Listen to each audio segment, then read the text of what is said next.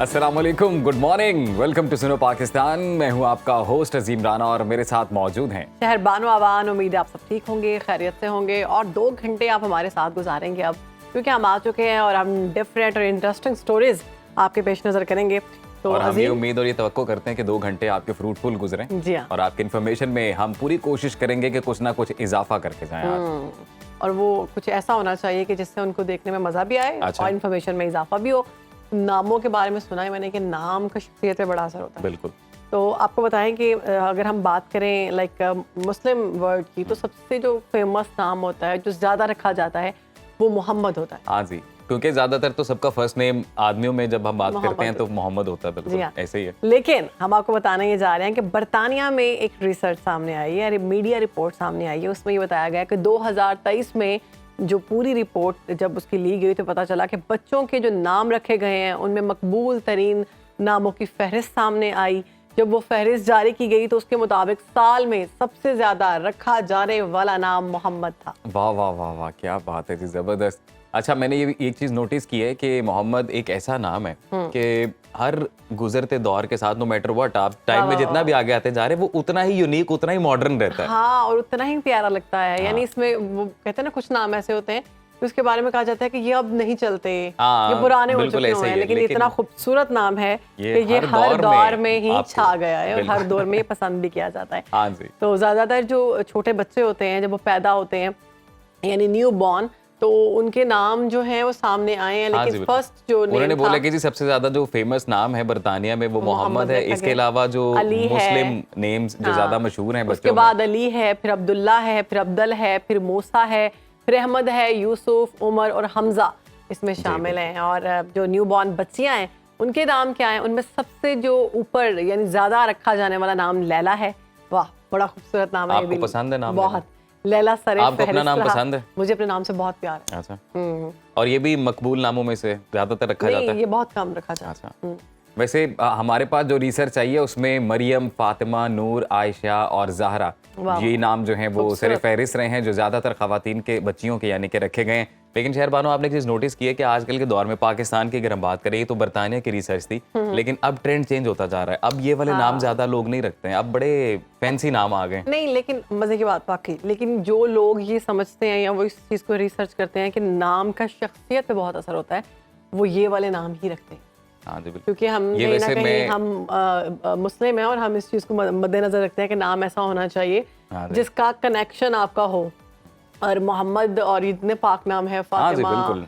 और बाकी सारे हैं, बड़ी शख्सियात के नामों से जब इनके वो नामों का नाम आपकी शख्सियत पे असर होता है, है। बिल्कुल। इसी तरह से मेरे ख्याल से बाकी कल्चर में भी इसी तरह से जब नाम रखे जाते हैं तो ज्यादातर वो यही सोच के रखते हैं किसी ना किसी बड़ी शख्सियत का और ये नाम रहा है। इसके अलावा इनको तो उसका कोई असर मकबूल तो होता है। है, लेकिन इनको इन नामों को पाक भी कहा जाता है कि आप इन नामों को बिगाड़े मत, इनके निक नेम मत रखें, आप इनको इनके ओरिजिनल नेम से यानी नामों से पूरे बुलाने नाम के साथ पुकारें। जैसे मोहम्मद है तो मोहम्मद कहें, अली है तो अली कहें, उमर है तो उमर कहें। मतलब इस तरह के जितने नाम हैं उनको अच्छा, मुझे खुद पूरा मोहम्मद नाम बड़ा पसंद है, बड़ा खूबसूरत लगता है। और मैंने कई इस तरह के छोटे छोटे क्यूट बच्चे देखे हैं जो बड़े गुगले मुगले से होते हैं और उनके नाम जब इस तरह से और भी खूबसूरत नाम होता है, अक्सर ऐसा वो होता है कि बड़ी प्यार खूबसूरत से आप personality बच्चे का लगती नाम थोड़ा सा बदल देते हैं, लेकिन वो क्योंकि अगर वो इस्लामिक नेम है तो उसके बारे में कहा गया है कि आप उस नाम को मत, प्यार से भी मत बिगाड़े। आप उसका कोई और निक रख सकते हैं, लेकिन उस नाम से मिलता just for the sake of discussion हम लोग मतलब इरादा ऐसा नहीं है कि किसी का कोई मजाक या कोई फन बनाना चाहते हैं, लेकिन just for the sake of discussion आजकल नाम थोड़ा और तरह के आ रहे हैं। खवातीन में हमने देखा है तो वो अनुषे, शेंजे, इस टाइप के जो आजकल फैंसी नाम जा रहे हैं ना बच्चियों के। पेरेंट्स के लिए देखें, जो पेरेंट्स को पसंद है, जो उनको अच्छा लगता है वो रख रहे हैं और वो उनकी मर्जी है, उनकी औलाद है, वो रख सकते हैं। तो तहकीक एक और नई सामने आई है। वो क्या है बताएं? वो ये है कि इम्तिहानात भी माहौलियात के लिए ख़तरा करार पाए हैं। तो इम्तिहान के लिए जो तैयारी की जाती थी हज़ीम, वो माहौल में बड़ी मिकदार में ग्रीन हाउस गैस के खराज का सबब बन रही है। और तहकीक में ये बताया गया है कि अंग्रेज़ी ज़बान के GCSE के इम्तिहानात की तैयारी, प्रिंटिंग, इम्तिहान देने और मार्केटिंग के अमल में 5.6 किलोग्राम का कार्बन डाइऑक्साइड जो है वो इसका खराज होता है। ग्रीन हाउस गैसेज हैं ये, और वो कहते ही है कि जब आपको एग्जाम्स के लिए ऑब्वियसली पेपर की ज़रूरत पड़ती है एक बड़ी तादाद में, और पेपर दरख्त काट के बनाए जाते हैं, वुड से बनते हैं, दरख्तों से बनते हैं, तो उसकी वजह से फिर ऑब्वियसली इन्वायरमेंट जो है वो पॉल्यूटेड होता है। और एक जो रिसर्च हुई है उस रिसर्च के मुताबिक उन्होंने बताया है जी कि 5.6 किलोग्राम कार्बन डाइऑक्साइड फ़ज़ा में जाती है जब ये एग्ज़ाम्स कंडक्ट किए जाते हैं GCSE यानी कि जिन्हें हम आम सादा ज़बान में बात करें तो OA लेवल्स के जब बात करते हैं एग्ज़ाम्स की, क्योंकि एक बड़ी तादाद है जो अपीयर होती है इन एग्ज़ाम्स में। और फिर सिर्फ पेपर का इस्तेमाल नहीं है, लाइट्स प्रॉपर वो एक safe environment 6 kilogram carbon dioxide जो है, हाँ जी, वो फ़ज़ा में खराज होती है और वो सेहत के लिए खतरनाक है। तो बच्चे तो बड़े खुश होंगे। वैसे इसे थोड़ी सी ज़्यादा ही है। एक और रिसर्च है जो बताती है कि अगर 22 किलोमीटर मतलब एक 22 किलोमीटर की एक एवरेज हो किसी गाड़ी की और वो गाड़ी अगर एक साल के दौरान तकरीबन 18,000 किलोमीटर आपने चला दी है, अच्छा। तो वो भी जो फ़ज़ा में कार्बन एमिट करती है, जो कार्बन डाइऑक्साइड फैलती है ना, ये है 5.6, वो है 8.887, यानी कि इससे कुछ ही पॉइंट ज़्यादा है। इट्स जस्ट लाइक जैसे ये स्मॉग का सारा सूरत हाल हम देख रहे हैं, ये सारी जो सिचुएशन है, ये इन्हीं छोटी छोटी चीज़ों को जब दरगुजर किया गया है, नज़रअंदाज किया गया है, तो ये सारा मेरे ख्याल से अब तो बहुत जल्द ये होने वाला है कि अब आपके हर तरह के एग्जाम जो है वो कंप्यूटर बेस्ड ही होंगे। हाँ, और यूनिवर्सिटीज में तो मोस्टली अब है। कंप्यूटर बेस्ड इम्तिहान आ चुके हैं, यूनिवर्सिटी में लोग ऐसे ही दे रहे हैं। तो मेरे ख्याल से अब जो हमें क्योंकि दूसरे हैं, वो स्पेशली भी पाकिस्तान में तो माहौल को साफ रखने की बड़ी अशद ज़रूरत है। यहाँ पर तो टू बी वेरी ऑनेस्ट सांस सही तरह से नहीं लिया जा रहा, जिस तरह की आलूदा फ़ज़ा है, प्रॉपर फ़ज़ा में एक स्मेल आती है जो मतलब फील होती है जब आप बाहर निकलते हैं। अच्छा अजीम, एक वक्त था पाकिस्तान की फ़ज़ा की तारीफें होती थी, लोग पाकिस्तान आते नहीं, अभी थे। भी हमारी नॉर्दर्न साइड बड़ी साफ सुथरी, बड़ी क्लियर है। ये जो सिटी है, जो मेट्रोपॉलिटन सिटी है ना, क्योंकि उस तरह ये प्लान्ड सिटीज नहीं है अनफॉर्चुनेटली। यहाँ पे इर्द गिर्द के शहरों से लोग आए काम के लिए, वो एडजस्ट होते गए और दरख्त कटते गए, सोसाइटीज बनती गई, वो आपको पता है। फिर अच्छा, इसमें बड़ी बहुत ज़बरदस्त आपने पॉइंट इसमें उठाया अजीम, कि जैसे ये जो हम एग्रीकल्चर को ख़त्म कर रहे हैं और सोसाइटीज़ बनती जा रही हैं, ये भी इस चीज़ में बड़ा ख़तरा है। बिल्कुल ऐसे ही है जी। तो हमारे अरबाब इख्तियार, हमारे पॉलिसी मेकर्स को इस पर ध्यान देना चाहिए और एनवायरनमेंट को साफ सुथरा रखने के लिए जितनी हो सके उतनी कोशिश करनी चाहिए। बिल्कुल। तो बहरहाल एक हमने पीस ऑफ इन्फॉर्मेशन भी आपके साथ शेयर किया और साथ ही साथ हमने अपनी एक्सपर्ट राय भी दी, क्योंकि शहर बानो अफान हमारी एक्सपर्ट हमारे साथ मौजूद है और उन्होंने अपनी एक बहाराना राय भी दी है कि किस तरह से एनवायरनमेंट साफ रखा जा सकता है। ऐसा नहीं है। नहीं, ऐसा है बिल्कुल। मैं तो तालिब इल्म हूं। It's very good thing. मैं आपकी तरह तालिब इल्म में ये भी आपकी एक हम्बलनेस है ना, ये ह्यूमिलिटी कि जी मैं मुझे लग रहा है इसके बाद आपको बड़ी बात पूछने वाले हैं, तो उससे पहले आप ग्राउंड सेट कर रहे हैं, पूछ लें। कुछ नहीं, मैं पूछने ही वाला था कि एक और दिलचस्प जो है ना वो रिसर्च हुई है और वो हुई है, मेरे पास आपसे बेहतर जवाब देने वाला कोई है नहीं इस वक्त। तो क्या आपको लगता है कि जब इंसान शादीशुदा हो जाता है तो उसके बाद ब्लड प्रेशर ऊपर जाता है नीचे जाता है? कुछ है ऐसा? अच्छा, ये आपने क्या रोज पकड़ लिया शादीशुदा और गैर शादीशुदा वाली तो खबरें इस तरह की आ रही, मैं क्या करूं? आप भी हाफ शादीशुदा हैं, आपका भी निकाह हुआ है, आपको बहुत अच्छे से पता होगा। मेरा ब्लड प्रेशर फिलहाल मेंटेन है। अच्छा, ब्लड प्रेशर हाई ज्यादा रहता है मेरे ख्याल से। हाँ, तो रिसर्च भी ये कहती है जी कि शादीशुदा अफराद अब हो जाएं मोहतात, क्योंकि हाई ब्लड प्रेशर से मुतासर होने का खतरा ज्यादा होता है जी। और अमेरिका की मिशिगन यूनिवर्सिटी की तहकीक में ये बताया गया है कि शादीशुदा अफराद में हाई ब्लड प्रेशर से मुतासर होने का खतरा दूसरों के मुकाबले में 9% ज्यादा होता है। बिल्कुल, और ये भी है काम हो जाए, काम रहना चाहिए। और रिसर्च में ये भी है जी कि अगर जो मैरिड कपल है उनमें से कोई एक हाई ब्लड प्रेशर का शिकार है तो वो इस मर्ज को अपने शरीक हयात में भी मुंतकिल कर सकता है या कर सकती है। अच्छा जी, अब ये ब्लड प्रेशर भी मुंतकिल होना शुरू हो गया? जी, बिल्कुल बिल्कुल, इट्स अ रिसर्च। इसका अच्छा, ये बड़ी अच्छी बात है। इसका मतलब पता क्या है, अगर किसी का दूसरे की वजह से ब्लड प्रेशर हाई हो रहा है ना, तो वो नहीं करेगा, उसको पता है कि अगर मैंने इसका हाई किया तो मेरे अंदर भी मुंतकिल। अच्छा, मेरे ख्याल से शहर बानो इस वजह से होता है क्योंकि इंसान फितरी तौर पे ना आजाद रहना बहुत पसंद करता है। हाँ, और वो जब और when you are in a relationship, although relationship एक बड़ी खूबसूरत चीज है, कंपेनियनशिप बहुत खूबसूरत चीज है, लेकिन जब आप अपनी स्पेस शेयर कर रहे होते हैं फिर कहीं ना कहीं नोकझोंक होती है। जब नोकझोंक होती है तो फिर ब्लड प्रेशर ऊपर नीचे होता है। तो आप तो मेरे से पूछ रहे थे, तो आपको खुद इतना अच्छा कैसे पता है? मैं देखा है इर्द गिर्द लोगों को। कहते हैं सियाना आदमी ऑब्जर्व करके सीख जाता है। जरूरी नहीं आप तजुर्बा करें। नहीं, असल में आपका भी गोल्डन पीरियड चल रहा है ना, वो भी आपकी रुखसत ही नहीं हुई, आपने कहा मैं रुखसत यार देखिए, हम दोनों की जाती थोड़ी ना बात हो रही है, बात तो एक ओवरऑल रिसर्च पे हो रही है। ऐसे ही और रिसर्च अमेरिका वालों ने की है, हमारा क्या लेना देना इससे? हो सकता है अमेरिका में लोगों को हाई ब्लड प्रेशर हो रहा हो। हाँ, तो मैं तो बस ये कंफर्म करना चाह रहा था, पाकिस्तान में भी ऐसा है। हर जगह ऐसा होता है, लेकिन ये हमेशा के लिए नहीं होता कि आपको हर रोज ब्लड प्रेशर हो रहा है और आप हर लो भी होता है। हमारे व्यूअर्स को कुछ लोगों को टेंशन से लो भी होता है। हमारे व्यूअर्स को थोड़ी खूबसूरती भी बताया ना इस रिश्ते की, कि जरूरी नहीं शादीशुदा रिश्ते में सिर्फ ब्लड प्रेशर ही हाई हो रहा होता है।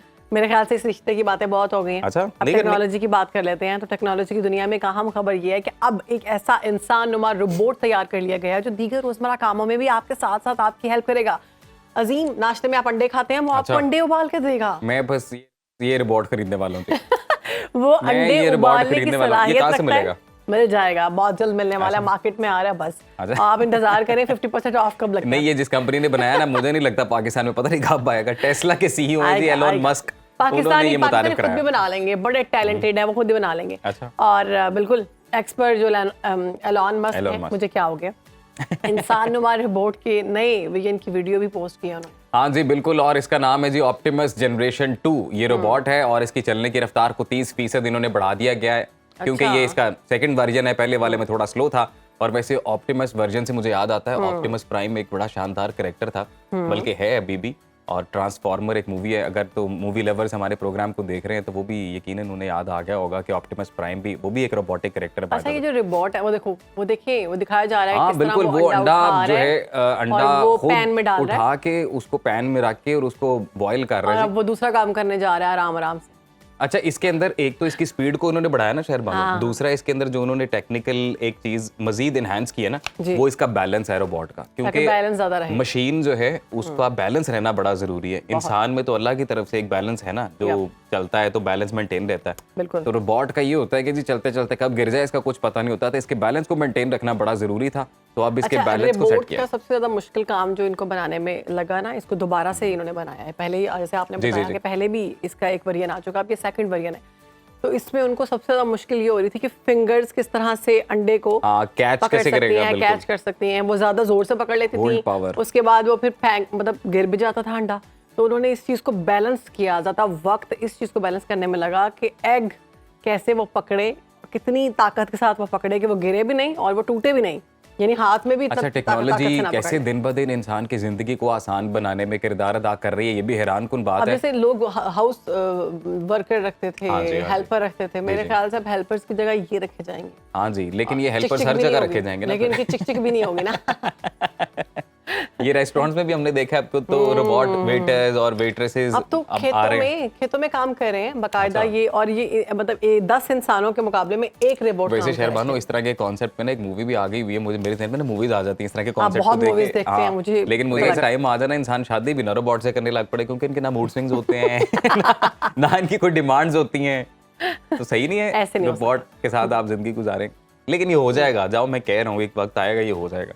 जितना एआई को इनहैंस किया जा रहा है ना with the passage of time, तो मुझे लग रहा है इस तरह की चीजें तो दुनिया में आती रही हैं, और वो एक हद तक, एक दो शख्स की हद तक रही हैं। लोगों को पता है कि, और लोग उसको कहते, मतलब अगर ऐसा कोई काम करता है, इससे पहले बहुत सी इस तरह की मिसालें। आप मुझे बताइए, ये रोबोट आपके पास हो, फॉर एग्जांपल ये रोबोट आपके पास हो, तो आप कौन सा काम जो है चाहेंगे कि ये रोबोट आपके लिए रोज करता रहे और आप जो है आपको हिलने की जरूरत ना पड़े, कोई काम करने की जरूरत ना पड़े?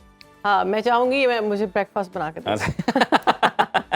कपड़े धोने वाला काम नहीं देना? नहीं, वो तो वैसे ऑटोमेटिक मशीन, घर सफाई सफाई वाला नहीं, वो सफाई वाला काम भी हो जाता है। अच्छा, सही है, सफाई कर दे। यानी कि इस वक्त जो सबसे मुश्किल काम आपके लिए वो ब्रेकफास्ट है। हाँ, नाश्ता नहीं बनाया जाता। बनाना तो पड़ता है, लेकिन सुबह उठ के नाश्ता बनाना बड़ा मुश्किल लगता है। फिर वो अम्मी की बड़ी फिर मेरे ख्याल से इन्होंने रिसर्च सारी ना खवातीन के ऊपर की है, उनके माइंडसेट को एलोन मस्क ने पूछा, फिर उसने बोला ब्रेकफास्ट वाला चाहिए। मुझे लगता है रिवॉर्ड्स में भी ना इस तरह के आएंगे, अम्मी रिपोर्ट, बेबी रिपोर्ट, बीवी रिपोर्ट, दोस्त रिपोर्ट भी होगा, जो आपकी बातें सुनेगा, आपके साथ गॉसिप करेगा, आपके साथ वक्त गुजारेगा और आपको अच्छी मोटिवेशन देगा।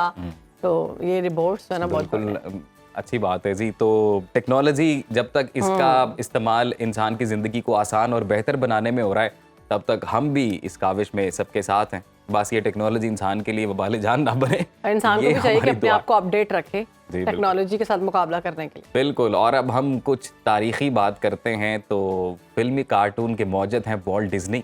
आज उनकी 57वीं बरसी है और 5 दिसंबर 1901 को शिकागो में ये पैदा हुए। वॉल्ट डिज्नी पहली जंगे अजीम के दौरान फ्रांस में रेड क्रॉस के एम्बुलेंस ड्राइवर थे और 1918 में इन्होंने कैंसास शहर में कमर्शियल आर्ट्स की दुकान खोली, जिसके बाद एक फर्म ने इसे सिनेमा हाउस में दिखाने के लिए इश्तिहारी स्लाइड बनाने के काम पर मुलाजिम रख लिया। और फिर 1922 में हॉलीवुड में मज़ाहिया फिल्में जब बनना शुरू हुई तो वॉल्ट डिज्नी ने मिकी माउस के किरदार को तख्लीक किया और इस पर कार्टून्स की जो फिल्म्स हैं वो बाकायदा तौर पर बनना शुरू हुई। एक सिलसिला है जिसका आगाज हुआ और शायद ही कोई बच्चा है आज तक तब से लेकर जिसे मिकी माउस का नाम पता हो। मिकी माउस का नाम पता, और सबसे फेवरेट कैरेक्टर रहा है मेरा भी बचपन का मिकी माउस, और आजकल के बच्चों के भी फेवरेट है माउस, मिनी माउस। कार्टून्स देख के तो कई लोगों को अपना बचपन याद आ गया होगा, और वॉल्ट डिज्नी यकीनन खराज तहसीन के मुस्तहिक हैं, और इनकी जानिब से एक डिज्नीलैंड जो थीम पार्क है वो भी बनाया गया, जिसको पूरी दुनिया और बिलखसूस बच्चे एंजॉय करते हैं कैलिफोर्निया में जी। और उसका लोगो है, उसका जो थीम है वो है हैप्पीएस्ट प्लेस ऑन अर्थ। वाह वाह वाह, क्या बात है। तो बहुत जबरदस्त बात की, बचपन की याद भी ताज़ा हो गई। तो आप कुछ याद ताज़ा कर लेते हैं इलेक्शंस की। तो बात करेंगे सियासत की। तो इलेक्शन के मामले पर हिजानी कैफियत देखने में सामने आ रही है। इलेक्शन कमीशन इतवार को इंतखाबी शेड्यूल जारी करने जा रहा है, मगर इससे पहले तहरीक इंसाफ की दरख्वास्त पर लाहौर हाई कोर्ट ने जो इंतजामी अफसरान हैं उनको DROs और ROs तैनात करने का नोटिफिकेशन मुअत्तल कर दिया है। इलेक्शन कमीशन ने अदालती फैसले पर अमल दरामद करते हुए DROs और ROs की ट्रेनिंग रोक दी है। फैसले के बाद सियासी जमातों के दरमियान इल्ज़ाम तराशी का सिलसिला शुरू हो गया है। बगैर वक्त ज़ाया किए मैं अपने गेस्ट से बात करना चाहूँगी। सीनियर तज्ज़ियाकार हैं आमिर इलियास राना साहब, बहुत शुक्रिया सर आपके वक्त का। कैसे हैं आप? जी शुक्र अल्लाह का, बिल्कुल ठीक ठाक। राना साहब, ये लाहौर हाई कोर्ट ने जो डिसीजन दिया है इंतजामी अफसरान को अब DROs और ROs तैनात करने से रोक दिया गया है, तो अदालत के इस फैसले के बाद अब इलेक्शन कमीशन के पास क्या ऑप्शन बचती है? अब तो बस ठन को पाला, क्या करेंगे। वो जो बकायदा इजाजत थी रिटर्निंग अफसरान ने तैयारी करनी थी, उनकी ट्रेनिंग होनी थी, वो रुक गई। और इलेक्शन शेड्यूल कल या परसों में आना था। अब मुझे तो नहीं लग रहा कि वो शेड्यूल आ सकेगा, क्योंकि ट्रेनिंग के साथ ही 17 दिसंबर से कागजात नामजदगी जमा होने थे। जब कागजात नामजदगी वसूल करने वाले नहीं होंगे तो शेड्यूल किस चीज का होगा। और अब ये जो आपने फिक्रा कहा कि सियासी जमातों में नहीं, इसमें PTI के अली जफर साहब ने कल एक प्रोग्राम में कहा कि हमें इस पर रिव्यू करना पड़ेगा, क्योंकि या हम हुक्म इम्तनाई वापस लेने की दरखास्त दें। वैसे कमाल हमारी अदलिया का है और चीफ जस्टिस ऑफ पाकिस्तान का है। कल उन्होंने बड़े बड़े केसेस किए और वो सुनते रहे। यहाँ हमारे यहाँ बहुत सारे तज्जिया निगार वो हैं जो कहते हैं कि नहीं, उसको सुओ मोटो सुप्रीम कोर्ट को नहीं लेना चाहिए। भाई तो फिर पत्थर पे लकीर मैंने कहा था कि इलेक्शन होंगे 8 फरवरी को, तो जिन्होंने कहा है तो ये जिम्मेदारी उनकी है कि कराएं इलेक्शन। अब ये किसी फौज ने, किसी हुकूमत ने तो इलेक्शन रोकने का काम नहीं किया, इलेक्शन कमीशन ने नहीं किया, ये हाई कोर्ट लाहौर ने फैसला किया, एक सिंगल बेंच ने। वो यही बात कह के कि बड़े एतराज़ात। लेकिन राना साहब, मेरे ख्याल से ये मामला अब उन्होंने रिकमेंड भी कर दिया ना लार्जर बेंच के, इस पर लार्जर बेंच तश्कील दिया जाए और मजीद इस पर गौर फिक्र किया जाए। मैं यही बात कह रहा हूँ कि उन्होंने हुक्म इम्तनाई दिया और साथ लार्जर बेंच को भेज दिया। अब लार्जर बेंच, कल सारा दिन हम वेट करते रहे कि लार्जर बेंच फिर कल सुबह सुबह हो जाता, नहीं हुआ, अभी तक कोई इतला नहीं है। तो फिर सहूलतकारी किसको कहते हैं कि जब सुप्रीम कोर्ट ये कहे कि हर सूरत में 8 को इलेक्शन होंगे और आप एक पटिशन आए, तो आप समझे कि ये बहुत अच्छी है, इनके सीरियस इतराज़ात हैं, तो आप उससे चीफ जस्टिस से कहें कि जी मैं अभी आपको भिजवा रहा हूँ, आप इस पे फौरन बेंच तश्कील दें, क्योंकि टाइम नहीं है अब हमारे पास। लेकिन राना साहब, आपको लगता नहीं अगर एग्जीक्यूटिव के पास इख्तियारात हों ROs और DROs के, और फिर वो अपने मुतल्लिका इलाके में ही ये वाली ड्यूटियाँ सर अंजाम दें, तो फिर आपको नहीं लगता कि इसके बाद ज़्यादा बात उठेगी कि ये इंतखाबात शफाफ थे या नहीं थे? और खुद PTI ने इसका हल भी दिया है कि जी हमें अदलिया जो है वो या वकला जो है वो ये किरदार अदा करें ROs DROs। इलेक्शन एक्ट मौजूद है जिसमें इलेक्शन कमीशन के पास ये इख्तियारात हैं, चाहे तो वो अपने अफसर लगाए, चाहे वो अदलिया से ले या दूसरी सिविल ब्यूरोक्रेसी से लगा दे। ये एक्ट में लिखा हुआ है। और स्टार्ट में पेशावर हाई कोर्ट की तरफ से ये आया था कि जी जुडिशल पॉलिसी है कि हमने अपने लोग नहीं देने।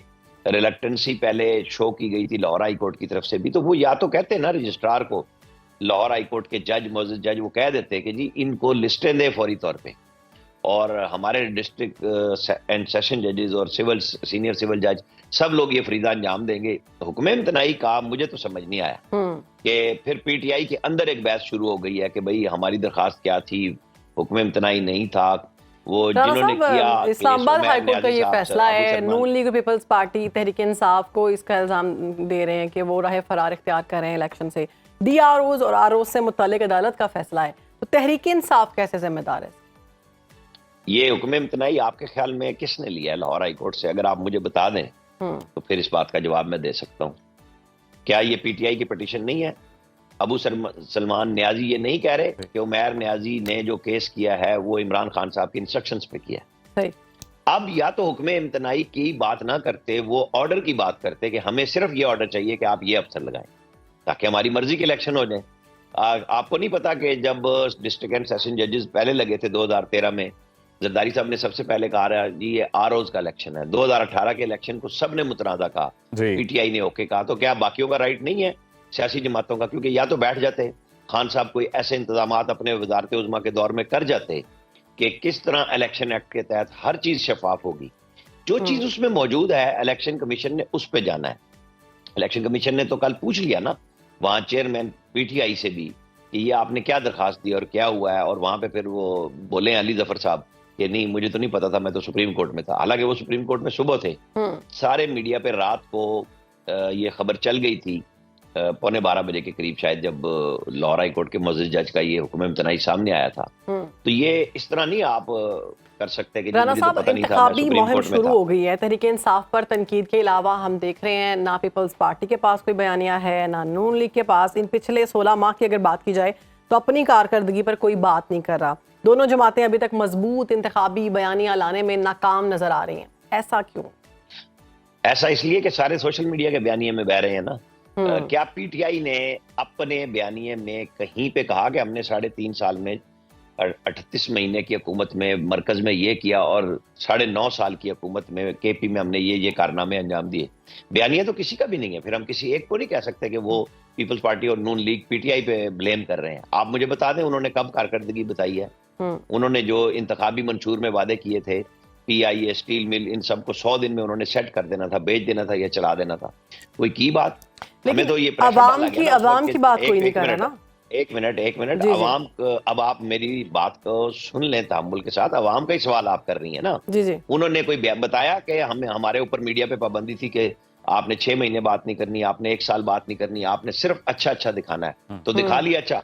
सब्ज़बाग सबने देखा कि 3.5 साल में क्या हुआ। आप मुझे बताएं केपी में कितने डैम बने हैं जो उन्होंने लिस्ट दे दी हो कि जी हमने डैम बना के चला दी, हमने इतनी बिजली बना दी।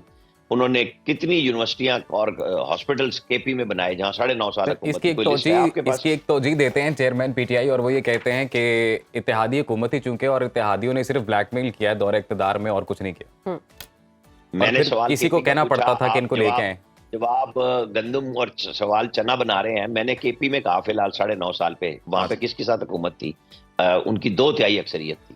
क्या करने पे पाबंदी थी? वो हेलीकॉप्टर लेके निकले थे केपी के अंदर जब डेंगू फैला हुआ था सारी तरफ, तो उन्होंने कहा नहीं मैं तो नए सियासी मकाम ढूंढने निकला था। तो आप मुझे बताइएगा जब आप सैर करके आए उन नए सियासी मकामात पे जो पीटीआई की गवर्नमेंट ने किया। कहना बड़ा आसान होता है, क्योंकि सोशल मीडिया में अमरीकी साइफर का चूरन बिका और वो मकबूल हो गए, कोई शक नहीं इसमें है। लेकिन इलेक्शन के लिए उनकी तो वो तो एक माजी की बात होगी ना, उनके तो किया सबके सामने, वो तो अवाम के सामने भी है। लेकिन अब बाकी जो जमातें हैं ज्यादातर इक़्तिदार में तो रही। कितना बड़ा माजी है जी? राना साहब आपने भी बात की है कि उस वक्त मीडिया पर पाबंदी लगाई गई थी कि सब अच्छा दिखाना है, तो आपको नहीं लगता कि अभी ज्यादा पाबंदी है मीडिया पर? मैं तो बोल रहा हूँ बड़ी आजादी के साथ। आप बताएं आपके ऊपर क्या पाबंदी है? आप सवाल सारे कर रही हैं और हर तरह का पीटीआई के लिए मुझसे सवाल आप पूछ रही हैं। इसमें कोई पाबंदी है आपके ऊपर? तो आप बता दें। पता है पाबंदी तो है, तो आप बताइए ना ताकि मैं जवाब दूं। तो मैं नहीं बोल सकती ना। अच्छा, तो नवाज शरीफ ने आपने सवाल पूछना है। राना साहब, नवाज शरीफ ने कल तकरीर की है और उन्होंने कहा है कि जी नाइंसाफी का अजाला किया जाए। अब केसेस तो उनके खत्म हो गए हैं, अब कौन सा ये अजाला है जिसकी जानिब इशारा है? उन्होंने ये कहा है कि मेरे साथ तो 6 साल के बाद नाइंसाफी का मैं किसी तरीके से इंसाफ लेके आ गया। अब अवाम को दिलवाना है और अवाम को अपने वोट को डालना है 8 फरवरी को। तो मेरे ख्याल में सबको तैयारी 8 फरवरी की करनी चाहिए थी। पीटीआई को, नए चेयरमैन को अब आना चाहिए सामने कि कब तक वो खलवतों में बैठ के कहेंगे कि जी मुझे तो ये बताया गया था। तो वो बताएं ना कि क्यों हुक्म इम्तनाई लिया। इस वक्त तो सारा इल्जाम पीटीआई पे है, हुक्म इम्तनाई उनका है, मेरा और आपका नहीं है। जो मर्जी आप बयानिया आप बनाने के लिए कोशिश कर लें, ये हुक्म इम्तनाई पीटीआई ने लिया है कि रिटर्निंग अफसरान को काम नहीं करना। तो जब काम नहीं करना तो इलेक्शन कैसे हो? इसका जवाब दे दें तो आगे भी चल थोड़ी कमी है। आसिफ अली जरदारी साहब ने पीपल्स पार्टी के रहनुमाओं को सियासी मुखालिफिन पर तनकीद करने से रोक दिया है। क्या पीपल्स पार्टी को लेवल प्लेइंग फील्ड और लाडले के बयानिए पर अवामी पजराई मिल सकेगी? अब आप और हम चाहे भी तो सिंध से उनको कुछ नहीं कर सकते, क्योंकि उसमें नवाज शरीफ और इमरान खान दोनों ने किरदार अदा किया है। कि दोनों ने अंदरूने सिंध कोई अपनी पार्टी बनाने पे तवज्जो नहीं दी। इमरान खान एक रात कराची में नहीं रहे 38 महीने की हुकूमत में। आप बता दें 1100 अरब रुपए के पैकेज का ऐलान किया, कितने पैसे दिए उन्होंने? नहीं दिए। आज मकबूलियत बनी है, इसमें मैं बिल्कुल नहीं कह रहा कि उनकी मकबूलियत नहीं बनी, लेकिन मुझे बताया उन्होंने कराची और सिंध के लोगों के लिए क्या किया? नहीं किया। नवाज शरीफ ने पार्टी नहीं बनाई और पीछे चलते रहे, जो मिसाके जमहूरियत में हुकूमत बनाई, सब कुछ हुआ। जो आसिफ अली जरदारी के साथ पंजाब में हुआ वो इनके साथ हो रहा है। तो उसमें हमने सिंध के लोगों को तो पीछे छोड़ दिया ना, जिनकी कोई 15 साल से एक ही हुकूमत और सिस्टम चला रहा है और उनकी कोई कसम कुर्सी नहीं है। आज लोग वहां से जब ड्राइव करके सक्कर से लाहौर 6 घंटे से 8 घंटे में पहुंचते हैं तो वो कहते हैं ये तो कोई नया पाकिस्तान है, ये कोई और पाकिस्तान है, क्योंकि मोटरवेज अवेलेबल है। जिन्होंने काम किए उनकी चीजें नजर आ रही होती हैं, जिन्होंने बयान दिए वो सोशल मीडिया पे बहुत हीरो है। बहुत शुक्रिया आपका आमिर इलियास राना साहब, आपने सुनो पाकिस्तान को वक्त दिया और ओवरऑल जो इस वक्त पॉलिटिकल सिचुएशन है, इंतखाबात से मुतल्लिक जो इस वक्त खबरें सरगर्म है उस पर अपना तज्जिया पेश। एक छोटी सी ब्रेक के बाद हाजिर होंगे।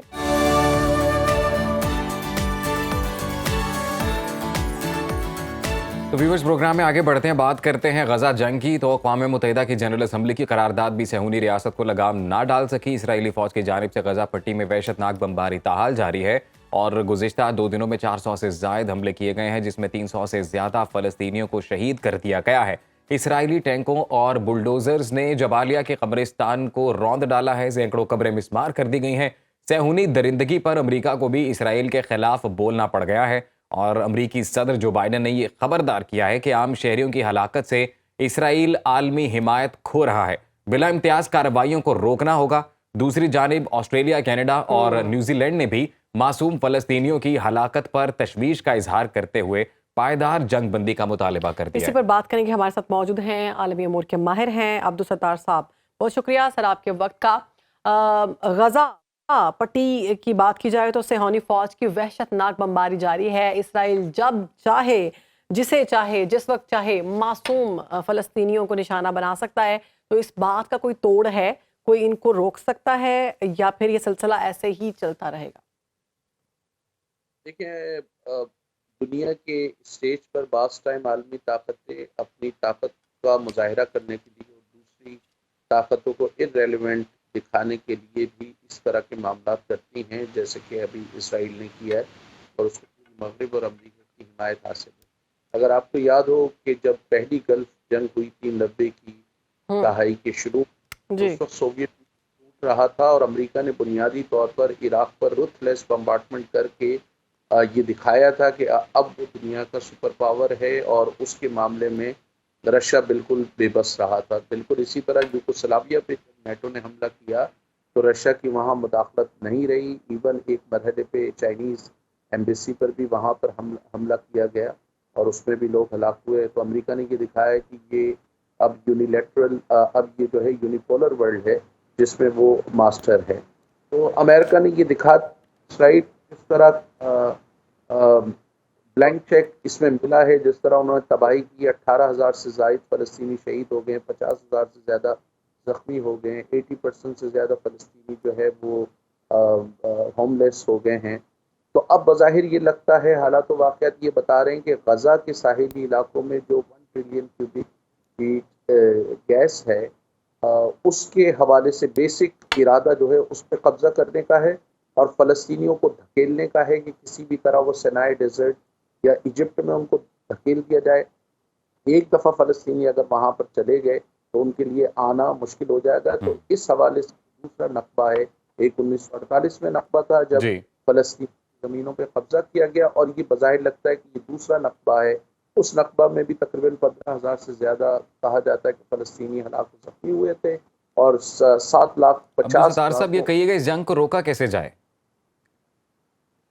सर बिल्कुल इसी तरह हो सकता है जैसे कि अभी न्यूजीलैंड, ऑस्ट्रेलिया, कनाडा ने दिए। ये बड़ा अनप्रेसिडेंटेड है बिकॉज ये जो इंग्लिश स्पीकिंग पाँच ममालिक हैं, कनाडा, ऑस्ट्रेलिया, न्यूजीलैंड, बरतानिया और अमेरिका, इनके दरमियान जो है वो एक इंटेलिजेंस का भी खुफिया मुआहदा है पाँचों इंग्लिश स्पीकिंग ममालिक के दौरान। और अगर आप आलमी सतह पर देखें तो ये हमेशा एक साथ रहे हैं। लेकिन इसराइल ने इतना तनासुब से हटकर बर्बरियत की है, इतना ज़्यादा नुकसान किया है कि इत्तेहादियों में भी दरार पड़ गई है। लेकिन अगेन ये मैं हमेशा कहता हूँ कि ये सारा पब्लिक प्रेशर है। अभी जैसे मैंने आपको बताया ब्रिटिश पेट्रोलियम जी ने मुआहिदा के इसराइल से, तो उनका मुहासरा कर लिया वहाँ पर लंदन में मुजाहिरीन ने। तो ये अवामी प्रेशर जितना पड़ेगा, ऑस्ट्रेलिया, कनाडा, न्यूजीलैंड भी इस वजह से ये कर रहे हैं कि वहाँ पर अवाम का प्रेशर पड़ रहा है। ये अवामी प्रेशर सारे मगरबी ममालिक में जो है बरकरार रहना चाहिए। जितनी शिद्दत इस अवामी प्रेशर में आएगी उतने ही ये दबाव में आएंगे। अगर अवामी प्रेशर नहीं होगा तो वो रूस और चीन को तो सुन रहे नहीं, अरब ममालिक की कोई हैसियत नहीं, उन्होंने थोड़ी बहुत कोशिश की थी जी लेकिन वो नहीं कर पाए। तो मेरे ख्याल से अवामी प्रेशर मगरबी ममालिक में बरकरार रखना चाहिए। बिल्कुल अवामी सिर्फ प्रेशर बरकरार रखना चाहिए। अब्दुल सत्तार साहब, इसराइल के सामने हम देख रहे हैं सलामती काउंसिल जो है वो मफलूज नज़र आ रहा है, और जनरल असम्बली की अगर बात की जाए बेबस है। तो क्या इसराइल की तमाम जितनी ताकतें हैं वो इसराइल से कमज़ोर हैं, वो इसको रोक नहीं सकती, वो इन कवानीन से बालातर है? और अगर बात की जाए इन तमाम कवानीन की करारदादों की, तो ये सिर्फ करारदादों की हद तक रहेगा? देखिए, इसमें लाजमी बात है जो वेस्टर्न हिपोक्रेसी है, मगरबी ममालिक की मुनाफ़त है, वो अश्कार हुई है। हमारे पास रिकॉर्ड पर अमरीकी ओहदेदारों के बयानात हैं कि यूक्रेन में उन्होंने कहा कि जी अगर रूस स्कूल को टारगेट करता है तो वो जंगी जराइम है, वो सड़कों को, ब्रिजेस को, अस्पतालों को टारगेट करता है, सिविलियंस इलाकों को टारगेट करता है, तो वो जो है वो जंगी जराइम के ज़ुमरे में आता है। तो यहाँ हमें नज़र आ रहा है कि ख़ुद अक़वाम मुत्तहिदा के 50 से ज़्यादा अरकान मारे गए, 50 से ज़्यादा जर्नलिस्ट मारे, अस्पताल, मस्जिद, पानी की तनसीबात, किसी को भी नहीं छोड़ा। और यहाँ पर वार क्राइम की बात नहीं हो रही। देखिए, सिक्योरिटी काउंसिल की कुछ करारदाद ज़्यादातर सिक्योरिटी काउंसिल की करारदादें जो है बाइंडिंग होती हैं, लेकिन जनरल असम्बली की करारदादें बाइंडिंग नहीं होती जब तक उनको। लेकिन अब्दुल सत्तार साहब, आपको क्या लगता है ऐसी क्या वजह है अमेरिका की या बरतानिया के किरदार की, जब हम बिलखसूस बात करते हैं? जो बाइडेन जब कह रहे हैं एक जानिब कि इसराइल पब्लिक सपोर्ट खो रहा है इस तमाम तर सूरत हाल के बाद, तो क्या लगता है कि ये आउटराइटली क्यों डिस्करेज नहीं कर रहे इसराइल को? क्यों जो सपोर्ट दी जा रही है मिलिट्री एड की सूरत में वो वापस नहीं ली जा रही? देखिए, बज़ाहिर तो ये नज़र आ रहा है कि बरतानिया के तो अब सामने आ रहा है, ये जो ब्रिटिश पेट्रोलियम का वाक़या आया है कि ब्रिटिश पेट्रोलियम इसराइल से बातचीत कर रही है कि गज़ा में जो गैस है उस पर कोई जॉइंट वेंचर किया जाए। तो उनका तो साफ नज़र आ रहा है कि कोई मुआशी मफाद वहाँ पर पिन्हा है। अमेरिका का मसला ये है कि दुनिया भर में जो बड़े बड़े बैंकर्स हैं, जो बड़े बड़े सरमायादार हैं, उनके वो इसराइल की हिमायत करते हैं। इवन बॉलीवुड में भी बहुत इसराइल की हिमायत करते हैं।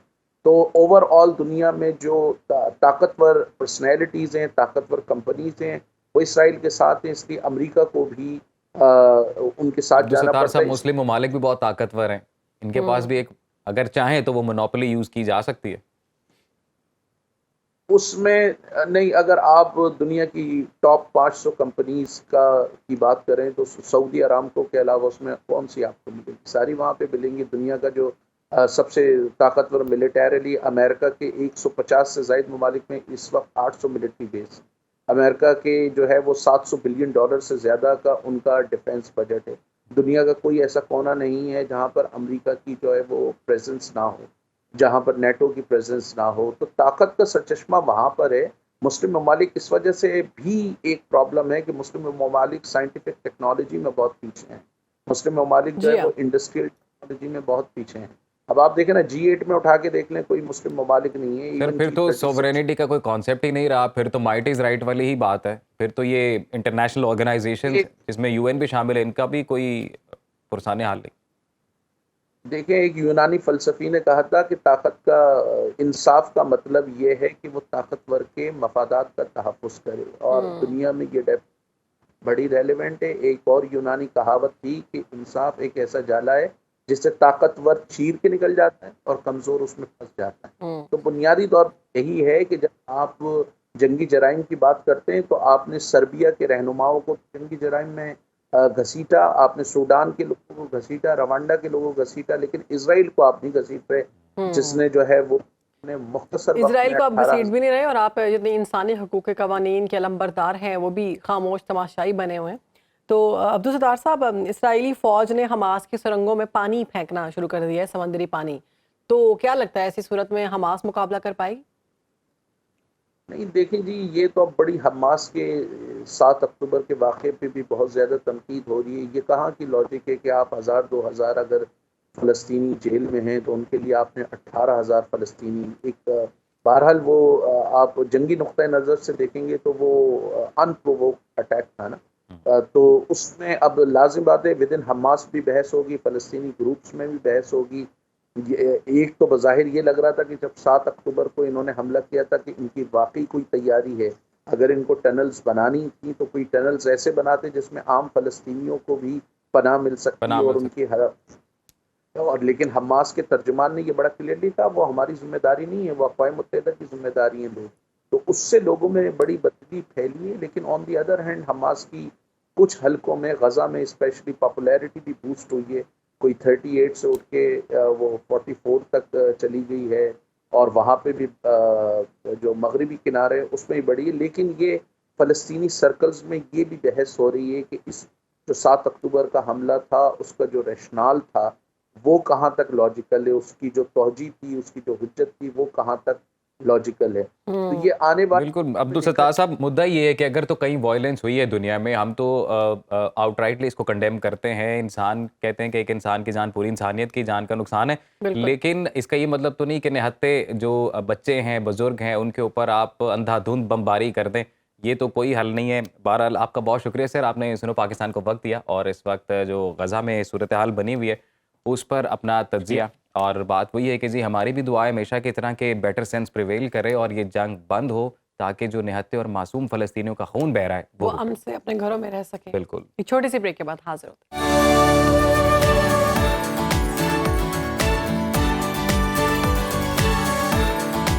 He's fantastic. याद आ गया कुछ? हाँ, याद आ गया आपका? कुछ याद आ गया। चाय पाकिस्तान की बहुत अच्छी होती है। क्या अच्छा, बात है। मुझे तो कुछ और बाहर याद के आ लोग गया। भी तारीफें करते हैं। He's fantastic. अच्छा खैर बानो, क्या आप are you tea lover? Yes, I am. तो कितने कप पी लेती हैं दिन में? 4 कप चाय सुबह सवेरे उठते ही? नहीं खाने के मतलब ब्रेकफास्ट के बाद, फिर प्रोग्राम के बाद, प्रोग्राम में मतलब अच्छा breakfast वैसे के बाद, इसमें program के ऐसी बाद। क्या चीज़ है इसमें? क्योंकि मैं भी चाय पीता हूँ लेकिन बहुत ज़्यादा नहीं पीता हूँ, दिन में 1 कप मैक्सिमम। और वो भी ये कि जब पूरी कंपनी हो, कहीं पे कोई बातचीत चल रही हो, वरना तो चाय आप नहीं चाय पीते? मतलब ज़्यादा नहीं पीता हूँ। फिर इसलिए आपको मैं कैसे समझाऊं, आप नहीं समझ मैं सकते। यही पूछना ये चाह रहा चाय लवर से पूछे चाय क्या चीज है। चाय को मशरूबात का मुर्शद कहा जाता है। मुर्शद लेकिन चाय बनानी भी सबको नहीं आती। लेकिन हम इस चाय मुर्शद कोई का बना जिक्र सकता कर है। क्यों रहे हैं? वैसे ये भी तो हमारे क्योंकि व्यूअर्स को पता है आज ना। जो है ना वो चाय का आलमी दिन मनाया जा रहा है। लेकिन वैसे चाय का आलमी दिन जो है वो 21 मई को मनाया जाता है। लेकिन जो कंट्रीज चाय प्रोड्यूस करती हैं, यानी पत्ती प्रोड्यूस करती हैं, वो आज के दिन चाय का आलमी दिन मनाती हैं, यानी इंटरनेशनल टी डे। वैसे यानी कि इंटरनेशनल टी डे जो है वो 21 मई है, लेकिन आज टी प्रोडक्शन के हवाले से इंटरनेशनल डे। बिल्कुल, और वो मनाते हैं। तो चाय एक ऐसी चीज़ है कि अगर आपका मूड ऑफ हो, जो चाय लवर है उनके लिए, अगर आपका मूड ऑफ हो आप चाय पिएं, अगर आपका मूड अच्छा हो आप चाय पिएं, अगर आप किसी के घर जाएं आप चाय पिएं, अगर आप थके हुए हैं आप चाय पिएं, अगर कुछ करने को नहीं है तो आप चाय पिएं। और अगर आपने चाय पी ली है और उसके बाद कुछ समझ नहीं आ रहा तो फिर चाय पिएं। तो खैर रुबीना यूसुफ जो है वो उन्होंने बड़ी अच्छी एक रिपोर्ट कवर की है, कह तो ऐसे ही रही थी। चाय पीने वाले पकड़े उन्होंने। चाय पीने वाले।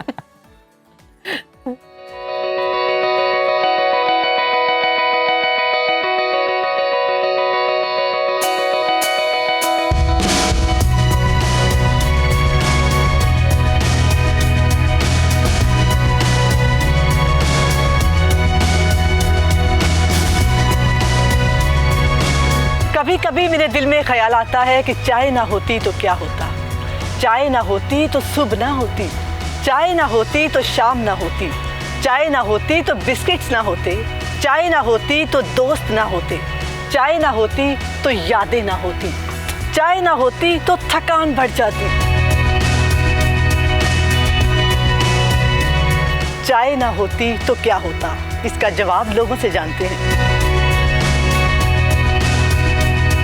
अगर चाय ना होती तो प्रोग्राम बढ़ जाता, अगर चाय ना होती तो मैं मर जाता। चाय ना होती तो शायरी ना होती, चाय ना होती तो फिल्म ना होती। मोहब्बत को आग लगाई जाए और उस पे चाय बनाई जाए, अगर चाय ना होती तो मेरे सर में दर्द होता।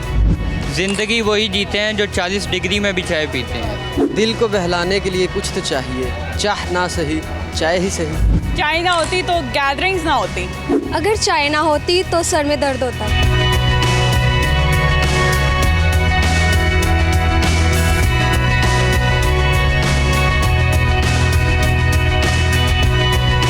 आज दुनिया भर में चाय का आलमी दिन मनाया जा रहा है। वैसे अक़वाम मुत्तहिदा की जानिब से ये दिन 21 मई को मनाया जाता है, मगर चाय की पैदावार वाले मुल्क इसे 15 दिसंबर को मनाते हैं। सुबह की नींद उड़ानी हो या दिन भर की थकान या ऑफिस का काम या दोस्तों से मिलने का बहाना, तो हमें चाय चाहिए। चाय के शौकीन एक दिन में कितने कप चाय पीते हैं जानते हैं? जी मैं एक दिन में 5 कप चाय पीता हूँ। 3-4 कप हो ही जाते हैं। मोस्टली मेरे ख्याल से 2 कप चाय के पीता हूँ। मैं दिन में 5 कप चाय पीता हूँ। मैं दिन में 4 कप चाय पीती हूँ और अभी मैं चाय पीने आई हूँ। मैं चाय से बहुत प्यार करता हूँ। मैं दिन में 3 कप चाय पीता हूँ, एक सुबह, एक दोपहर और एक शाम।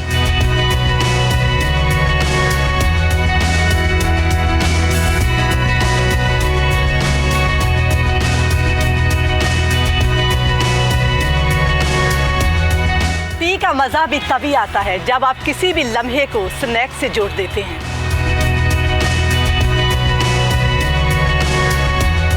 टी लवर्स चाय के साथ क्या लेते हैं, उनसे बात करते हैं।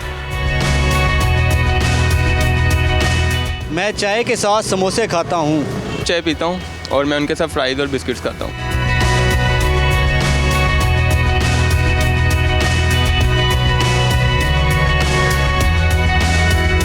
पाकिस्तान दुनिया भर में चाय इंपोर्ट करने वाला तीसरा बड़ा मुल्क है, जो सालाना तकरीबन 84 अरब रुपए की चाय की पत्ती इंपोर्ट करता है। शहरियों का कहना है कि नए रिश्तों का आगाज भी चाय से किया जाता है। चाय है तो जिंदगी है।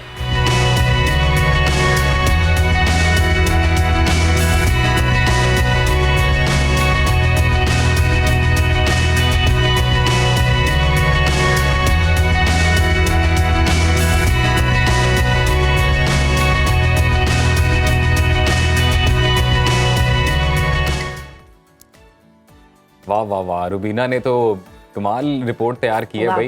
उन्होंने तो सही चाय के शौकीन पकड़े जा रहे। और जो मुझे सबसे कमाल लगी ना लाइन, वो लगी एक साहब ने बोला इसमें कि मोहब्बत को आग लगाई जाए और उस पर चाय बनाई जाए। वाह वाह वाह वाह।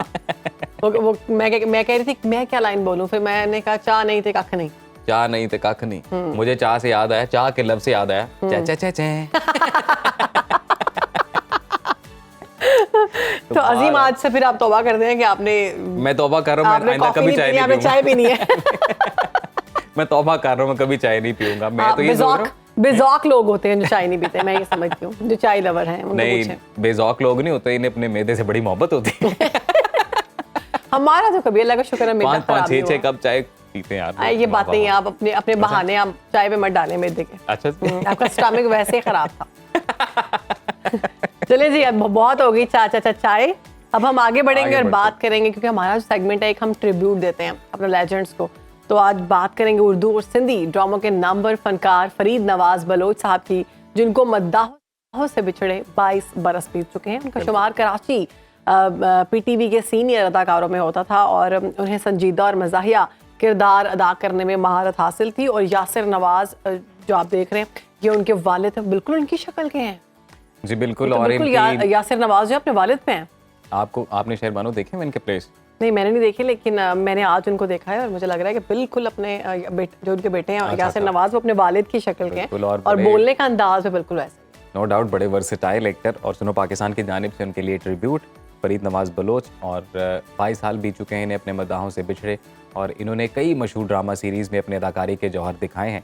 एंड आई होप इनके जो मद्दाह हैं वो आज यकीनन उनकी यादें आज ताज़ा हुई होंगी इस क्लिप के बाद। बिल्कुल। और जो अंदाज़े बयां, जो जिस तरह से अल्फाज की अदायगी, ये बहुत खूबसूरत। और उस वक्त की जो एक्टिंग है वो बड़ी कमाल एक्टिंग होती थी। बाकायदा आपको जब आजकल ना कभी कभार वाकई कभी कभार दिल करता है बैठ के कि पीटीवी के जो ड्रामाज है ना पुराने, वो दोबारा देखे जाएं। वो कैरेक्टर्स जो थे, मुझे लगता है वो लोग अपने ऊपर कैरेक्टर का पूरा मुखौटा जो है ना पहन लेते थे। स्टोरी लाइन इतनी मजबूत होती थी, डायलॉग्स इतने कमाल होते थे, और फिर वो कल्चर के साथ एक एसोसिएशन भी थी। एग्जैक्टली। और आप एंगेज हो जाते थे आप देखते हुए कि ये तो क्या कमाल। मतलब घर में अगर वालिद का किरदार अदा किया तो वो बिल्कुल वालिद की ही तर्जुमानी करते थे। आपको वही नजर आता था जैसे हमारे सकाफत में या हमारे जिस तरह से पंजाबी हो, पाकिस्तान का सिंधी जो हो, culture जैसे है, पाकिस्तानी कल्चर, शानदार ड्रामे, शानदार खूबसूरत ड्रामे। तो जी इसी शानदार बात पे हम ब्रेक लेंगे, आप कहीं मत जाइएगा, ब्रेक के बाद वापस आएंगे, मजीद इन्फॉर्मेटिव एंड इंटरेस्टिंग स्टोरीज आपके साथ गेस्ट भी शेयर होंगे करेंगे। हमारे साथ। देखते रहिए सुनो पाकिस्तान। Welcome back. बात करेंगे हम फिटनेस की। फिटनेस बहुत जरूरी है अजीम सेहत के लिए, बहुत जरूरी है जी। आज और हम आजकल अजीम से एक्सरसाइज करवाएंगे। नहीं हमारे साथ फिटनेस एक्सपर्ट हैं वैसे, जो ज्यादा अच्छी करके बाद दिखाएंगे। में बताना था ना ये। अच्छा, मैंने ये तो पहले अच्छा, सरप्राइज था ये? हाँ Okay. सरप्राइज था। तो आजकल सबसे ज्यादा मसाइल जो आ रहे हैं, क्योंकि हमारी जिंदगी बहुत कंप्यूटराइज हो गई है, डिजिटलाइज हो गई है। हम कोशिश करते हैं कि हम सारे काम बेड पर बैठकर, फिर गाड़ी चलाकर और फिर आकर सीट पर बैठ जाएं, बात है। और हमें वॉक ना करनी पड़े, हमें वर्कआउट ना करना पड़े, हमें एक्सरसाइज ना करनी पड़े, हालांकि हमें जैसे हिलना जैसे जुलना ना उम्र पड़े। बढ़ना शुरू हो जाए वैसे वैसे वर्कआउट ज्यादा जरूरी हो जाता है जी, और उम्र बढ़े या छोटी हो, हाँ। वर्कआउट जरूरी है।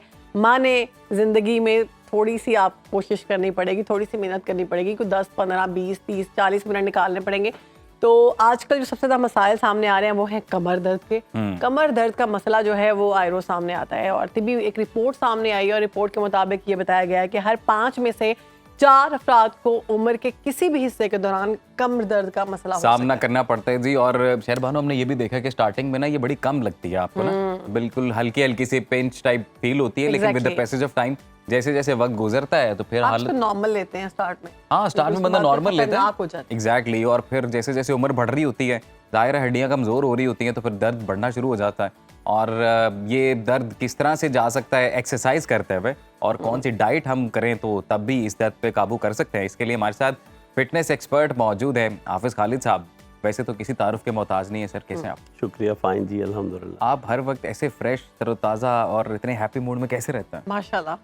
राणा साहब देखें, जब हम 5 मिनट की, यानी जब हम 5 सेकंड की मुस्कुराहट लाकर अपने फेस से पिक्चर अच्छी ला सकते हैं, हाँ, वाह, तो वाह, हम 1 घंटा अपनी ज़ात को देख के अपनी ज़िंदगी खूबसूरत क्यों नहीं बना सकते? क्या बात है, खूबसूरत। जस्ट 1 घंटा अपनी अपनी लाइफ को देना, और फिट, और ऑलवेज फिट। माशाल्लाह, वाह, दुनिया का सबसे इजी काम आज ग्लोबल प्रॉब्लम बन के रह गई है। हम चाहते हैं लेकिन करना नहीं चाहते। ऐसे ही जी। ये बहुत इजी है। आप यकीन माने, अगर आप फिट नहीं है ना तो आप एक जिंदा लाश हैं। सही बात। अगर आप फिट हैं तो सर यू आर क्या हीरो। बात। क्या बात है, क्या बात। अच्छा, अगर आप फिट हैं तो एवं ही आपका मूड अच्छा होता है। हाँ आप अपने अंदर एनर्जी महसूस करते सही बात हैं, है ना? आपको आप जिस तरह का फैशन भी करें ना, आपको वो भी अच्छा लगता है। आपके खुशी के हार्मोन्स जो है ना डेवलप होते हैं, डोपामाइन, वो तभी होते हैं जब आपका कॉन्फिडेंस लेवल अच्छा होता है, आप फिट महसूस करते हैं, जब आपकी मेंटल हेल्थ अच्छी होती है, जब आप किसी से मिलते हैं तो फर्स्ट अपीयरेंस में आपकी जो फर्स्ट लुक है वो अट्रैक्ट करती है ना, तो वो उससे ही जजमेंट हो जाती है कि आप कितने फ्रेश हैं, ये कितने फ्रेश अच्छा खालिद साहब, हम लोग एक्सरसाइज करते हुए जब हम ज़्यादा फिट रहते हैं तो क्या हम एक पॉजिटिव ऑरा भी अपना बना लेते हैं कि जहाँ जाते हैं हम लोग खुशियाँ बिखेरते रहते हैं? सर बिल्कुल ऐसे ही है। देखिए, जब आप फिट होते हैं, जब आपके अंदर का मौसम अच्छा होता है तो आपके बाहर के दुनिया का हर मौसम आपको अच्छा लगता है। जब आपके अंदर का मौसम शहर बानो अच्छा नहीं होता तो बाहर का भी अच्छा नहीं लगता। अच्छा मलिक साहब, अब ये तो बात हो गई, अब हम जो मेन बात है वो ये है कि आज हमारा टॉपिक है कमर दर्द को लेकर, क्योंकि किसी भी एज में आपको कमर दर्द हो सकती है। अब वो वक्त तो चला गया कि पहले 50, 60, 70, 80 साल के लोगों को होती थी। अब तो किसी भी आप एज ग्रुप को देख लें, वहाँ पे ये कमर के इश्यूज आ रहे हैं। तो हमें डाइट पहले बताएं, उसके बाद फिर हम आपसे एक्सरसाइज भी पूछें। देखिए, कमर दर्द में सबसे पहले ये है कि आपकी विटामिन डी की डेफिशिएंसी की वजह से भी कमर में पेन होती है। ज़रूरी नहीं कि कमर दर्द सिर्फ शैटिका ही कमर दर्द हो सकती है। हाँ जी। एक कमर दर्द होती है शैटिका जिसे बोलते हैं, तो वो आपकी लेग्स के अंदर जाती है पूरा, वो तो आप खड़े नहीं हो सकते। अच्छा, दूसरा ये है कि आप ज़्यादा लॉन्ग सिटिंग, और अगर आप बहुत देर बैठे रहें एक ही सिटिंग पोस्चर पे, तो फिर भी देखिए, जो एरिया आपका ज़्यादा यूज़ नहीं होता, इस्तेमाल नहीं होता, उसके अंदर ब्लड फ्लो प्रॉपर नहीं जाता। ब्लड सर्कुलेशन ना होने की वजह से वहाँ पे आपको पेन निकल आती है। ठीक है। अपर बॉडी जो है ना, आप देखेंगे इसमें कम पेन होगी आपको, क्योंकि हम मूवमेंट करते रहते हैं सारा दिन, ऐसे ही है। घर में, बाहर, गाड़ी ड्राइव करते, ऑफिस में, किचन में। अच्छा, जब हम ज़्यादा देर बैठे रहते हैं तो हमारा जो लोअर एब्डोमिनल लोअर एरिया है, ये सारे का सारा ज़्यादा यूज़ नहीं होता, क्योंकि हमने इसको रेस्ट मोड पे रखा हुआ है, और मोस्टली रेस्ट मोड पे ही होता है। ख़वातीन का तो होता ही रेस्ट मोड पे है।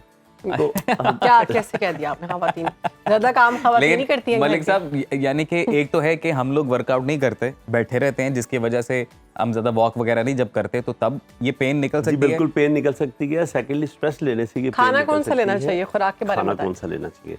देखिए, आपकी डाइट जो है उसमें प्रोटीन, गुड फैट्स और कार्बोहाइड्रेट, ये तीनों चीजें आपकी हर मील में होने चाहिए। और वाटर कितना जरूरी है? वाटर 8 से 10 गिलास पानी तो आप, ये मिनिमम रिक्वायरमेंट है सर, ये मिनिमम रिक्वायरमेंट्स है। ये पी के देखें, इतना अच्छा टॉनिक है, इससे बॉडी की और भी बहुत सारी प्रॉब्लम्स हल होती है। अच्छा, कुछ डॉक्टर्स का ये कहना है कि अगर एक शख्स पहले से मोटा है तो उसको बहुत ज्यादा पानी की इनटेक नहीं लेनी चाहिए, पहले ही उसके अंदर वाटर लेवल बहुत ज्यादा है, तो वो एक हद तक पानी पिए, ऐसा कुछ है? ये बिल्कुल मिथ है, इसमें कोई हकीकत नहीं है। देखिए, पानी जो है वो उसका फंक्शन क्या है? पानी में आपकी बॉडी को डिटॉक्स करना है। हाँ जी। पानी ने आपकी बॉडी को क्लीन करना है। उसका आपके मोटापे से कोई ताल्लुक नहीं है। बॉडी के अंदर जो आपका पानी जो स्टोर हुआ होता है वो आप अपनी एक्सरसाइज से, डाइट से निकाल सकते हैं, लेकिन पानी पीने से वो पानी स्टोर नहीं होता। जो पानी आप पीते हैं वो पानी आप यूरिन के रास्ते में से बॉडी के अंदर निकल जाता है आपका, ठीक है। और पानी जो है 8 से 10 गिलास जो रिकमेंडेड है, ये हर इंसान के लिए, मेल है फीमेल है, किसी भी एज ग्रुप में है, पानी आप जितना पिएंगे उतना अच्छा आपके लिए। लेकिन हाफिज साहब, हम लोग चाह रहे हैं कि आप ये मैट हमें तो आ रहे साथ मैं तैयारी पकड़ रहा था, मैंने कहा मैं भी जरा साथ दूंगा, मैं आपका साथ दूंगा ना जरा, मतलब साथ इस तरह से दूंगा कि मैं देखूंगा। आप बताएंगे एक्सरसाइज कैसे करनी है, राना साहब आप उसको कॉपी करेंगे। सर सिंपली 5 एक्सरसाइजेज आज हम करेंगे कमर की एक्सरसाइज। सर जी, आपकी कमर लोहे की तरह फिट हो जाए। चले फिर तो जल्दी जिन लोगों को कभी भी कमर दर्द नहीं हुई ना, वो ऑलवेज फिट रहेंगे। बहुत अच्छी बात। और ये तमाम एक्सरसाइजेस घर पे की जा सकती है। सर जी, आप अपने बेडरूम में कर सकते हैं। क्या बात है, ये मतलब इससे इजी एक्सरसाइज आपको क्या बता सकते हैं? सिंपली एक योगा मैट चाहिए, अगर वो भी नहीं है तो कोई मैट, जैनमाज बिछा और इस एक्सरसाइज से जो पुरानी निकली दर्दें वो भी चली जाएंगी। सर बिल्कुल जाएंगी। जल्दी करें बिल्कुल, हम पुरानी नई आने वाली दर्दें सबका खात्मा होगा। बिल्कुल, ये मलिक साहब एक्सरसाइज करके दिखा रहे हैं आपने गौर से, इंशाल्लाह ये भी बहुत जरूरी है। तो जी, ये हम लोगों ने एक बड़ा ही स्पेशल मैट यहाँ पर रखा है। वैसे ही मैट बड़ा आसानी से मिल जाता है मार्केट में इसकी कोई बात नहीं है। मैट की भी थोड़ी की जाए। आपने सिंपली सीधे लेट जाना है, अपने हैंड जो है आपने बिल्कुल बॉडी को नॉर्मल छोड़ देना, ठीक है जी। और नेचुरल वे से आपने ब्रीदिंग लेते रहना है साथ साथ, ठीक है। राणा साहब देखिए, आपने बिल्कुल नॉर्मल मूड में है आप यहाँ पे, ठीक है। और आपने अपर बॉडी को आपने यूं लिफ्ट करना है, यूं 10 सेकंड तक होल्ड करना है। बिल्कुल, हम लोग ये वैसे अपनी टीवी स्क्रीन पर भी सामने से क्लियर देख सकते हैं कि किस तरह से जो होल्ड करना है। फिर उसके बाद डाउन, फिर उसके बाद सांस लेते रहना आपने, वो ठीक है जी। पोस्चर आपने इस तरह से स्ट्रेट रखना है। बिल्कुल। फिर आपने इसको 10 सेकंड तक होल्ड करके रखना है अपर बॉडी को, फिर उसके बाद डाउन। ये आप 4 टाइम ये सेट कर सकते हैं, ठीक।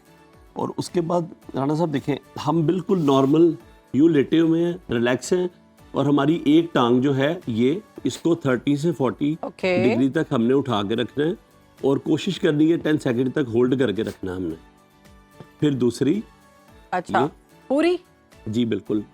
मैं हाफिज साहब आपके ना सारे इर्द गिर्द से जायजा ले रहा हूँ पूरा घूम के। आपकी नी जो है एक्चुअली में फिजिक किस तरह से जो है ना आपकी होनी चाहिए, पोस्चर किस तरह से होना चाहिए, क्योंकि हमारे स्क्रीन पे सामने फ्रंट से है, ऊपर से नहीं है। सेम प्रैक्टिस को आपने फॉलो करना है, यानी यूं टांग आपकी नी जो है वो बेंड नहीं, टच नहीं होनी चाहिए और बेंड नहीं होनी चाहिए, और सेम इसी तरह ही ये दूसरी एक्सरसाइज होगी आपकी।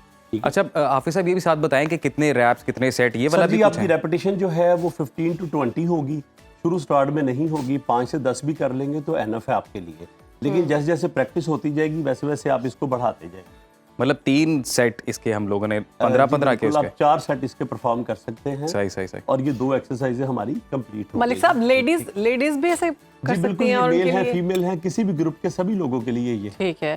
और इसके अलावा अगर कोई प्रेफर कर रहे हो कोई और, जी बिल्कुल, मैं बिल्कुल बताता हूँ आपको। ये देखिए, और ये आपकी लोअर बैक जो है उसको सही स्ट्रेंथन करेगी, सही इसमें जान। देखिए राणा साहब, आपने बिल्कुल रिलैक्स हो गए, स्ट्रेट लेट गए, अपने बाजुओं को यूं फैला लें, सही, अपनी नी को यूं बेंड कर लें आप, ठीक है जी।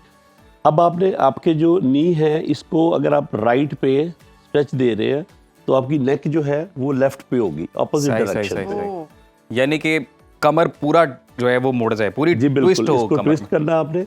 सेम इसी तरह जब आप इसको लेफ्ट पे करेंगे तो आपकी नेक जो है वो राइट पे होगी। सही। आपने बॉडी को बिल्कुल नॉर्मल छोड़ के रखना है, बिल्कुल ढीला छोड़ना है बॉडी को रिलैक्स होना चाहिए बिल्कुल। ठीक है।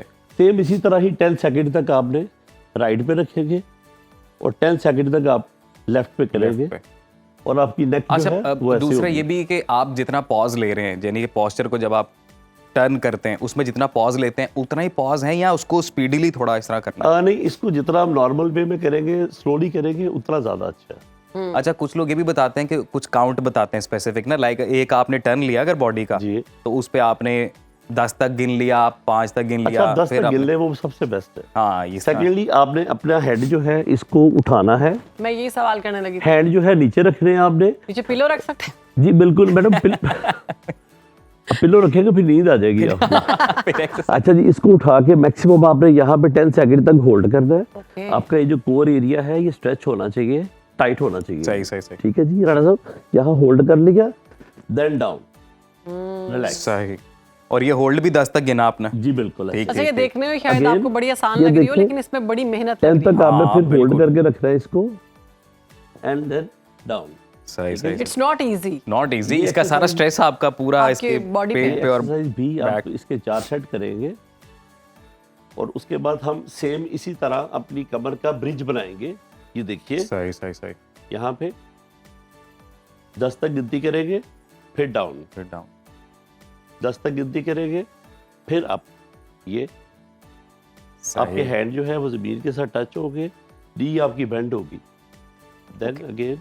तो मलिक साहब, ऑलरेडी जिनके पेन है लोअर बैक में सर, अब फॉर एग्जांपल वो इस तरह से कुछ कर रहे हैं, तो वो मतलब बगैर किसी सेकंड थॉट के ये रिस्क ले लें? जी बिल्कुल ले लें, लेकिन इसके लिए ज़रूरी है अगर वो बहुत स्वेयर पेन में है तो अपने फिजियोथेरापिस्ट और अपने फिजिशियन से मशवरा करके ये करें। जी बिल्कुल, अपने एक्सपर्ट से एडवाइस के बाद आप ये वाली एक्सरसाइज करें अगर आपके लोअर बैक में ऑलरेडी पेन है। अदरवाइज जो लोग फिट हैं, जो हेल्दी हैं, वो अपनी लोअर बैक मजीद मजबूत रखने के लिए ये एक्सरसाइज। स्पाइनल पेन के लिए भी ठीक है ये एक्सरसाइज? जी मैम बिल्कुल, उसके लिए भी फिट है। ये छठी एक्सरसाइज जो मैं आपको बता रहा हूँ, ये सभी कैटेगरी के जितने भी पेशेंट हैं सभी के लिए बड़ी परफेक्ट है। अपने हैंड की उंगलियां यूं जोड़ लें, ठीक है, अपनी नी जो है इसको बेंड कर लें और आपने पेट को खाली रखना है। पेट को अच्छा, जब आप मतलब नी अपना पकड़ के उसको दबाना है, साथ स्ट्रेच करेंगे, स्ट्रेच करना है और एक्सेल करना है। एक्सेल करना, सही। ठीक है जी, एक्सेल होगा तो आपका पेट खाली होगा और आपके जो नी है ये मैक्सिमम बेंड होगी। ठीक है जी, 10 सेकंड तक ये, देन ये सेकंड। ओके, इसको भी आपने ऐसे ही सांस लेते रहना, नेचुरल वे में, सांस नहीं रोकना आपने राणा साहब।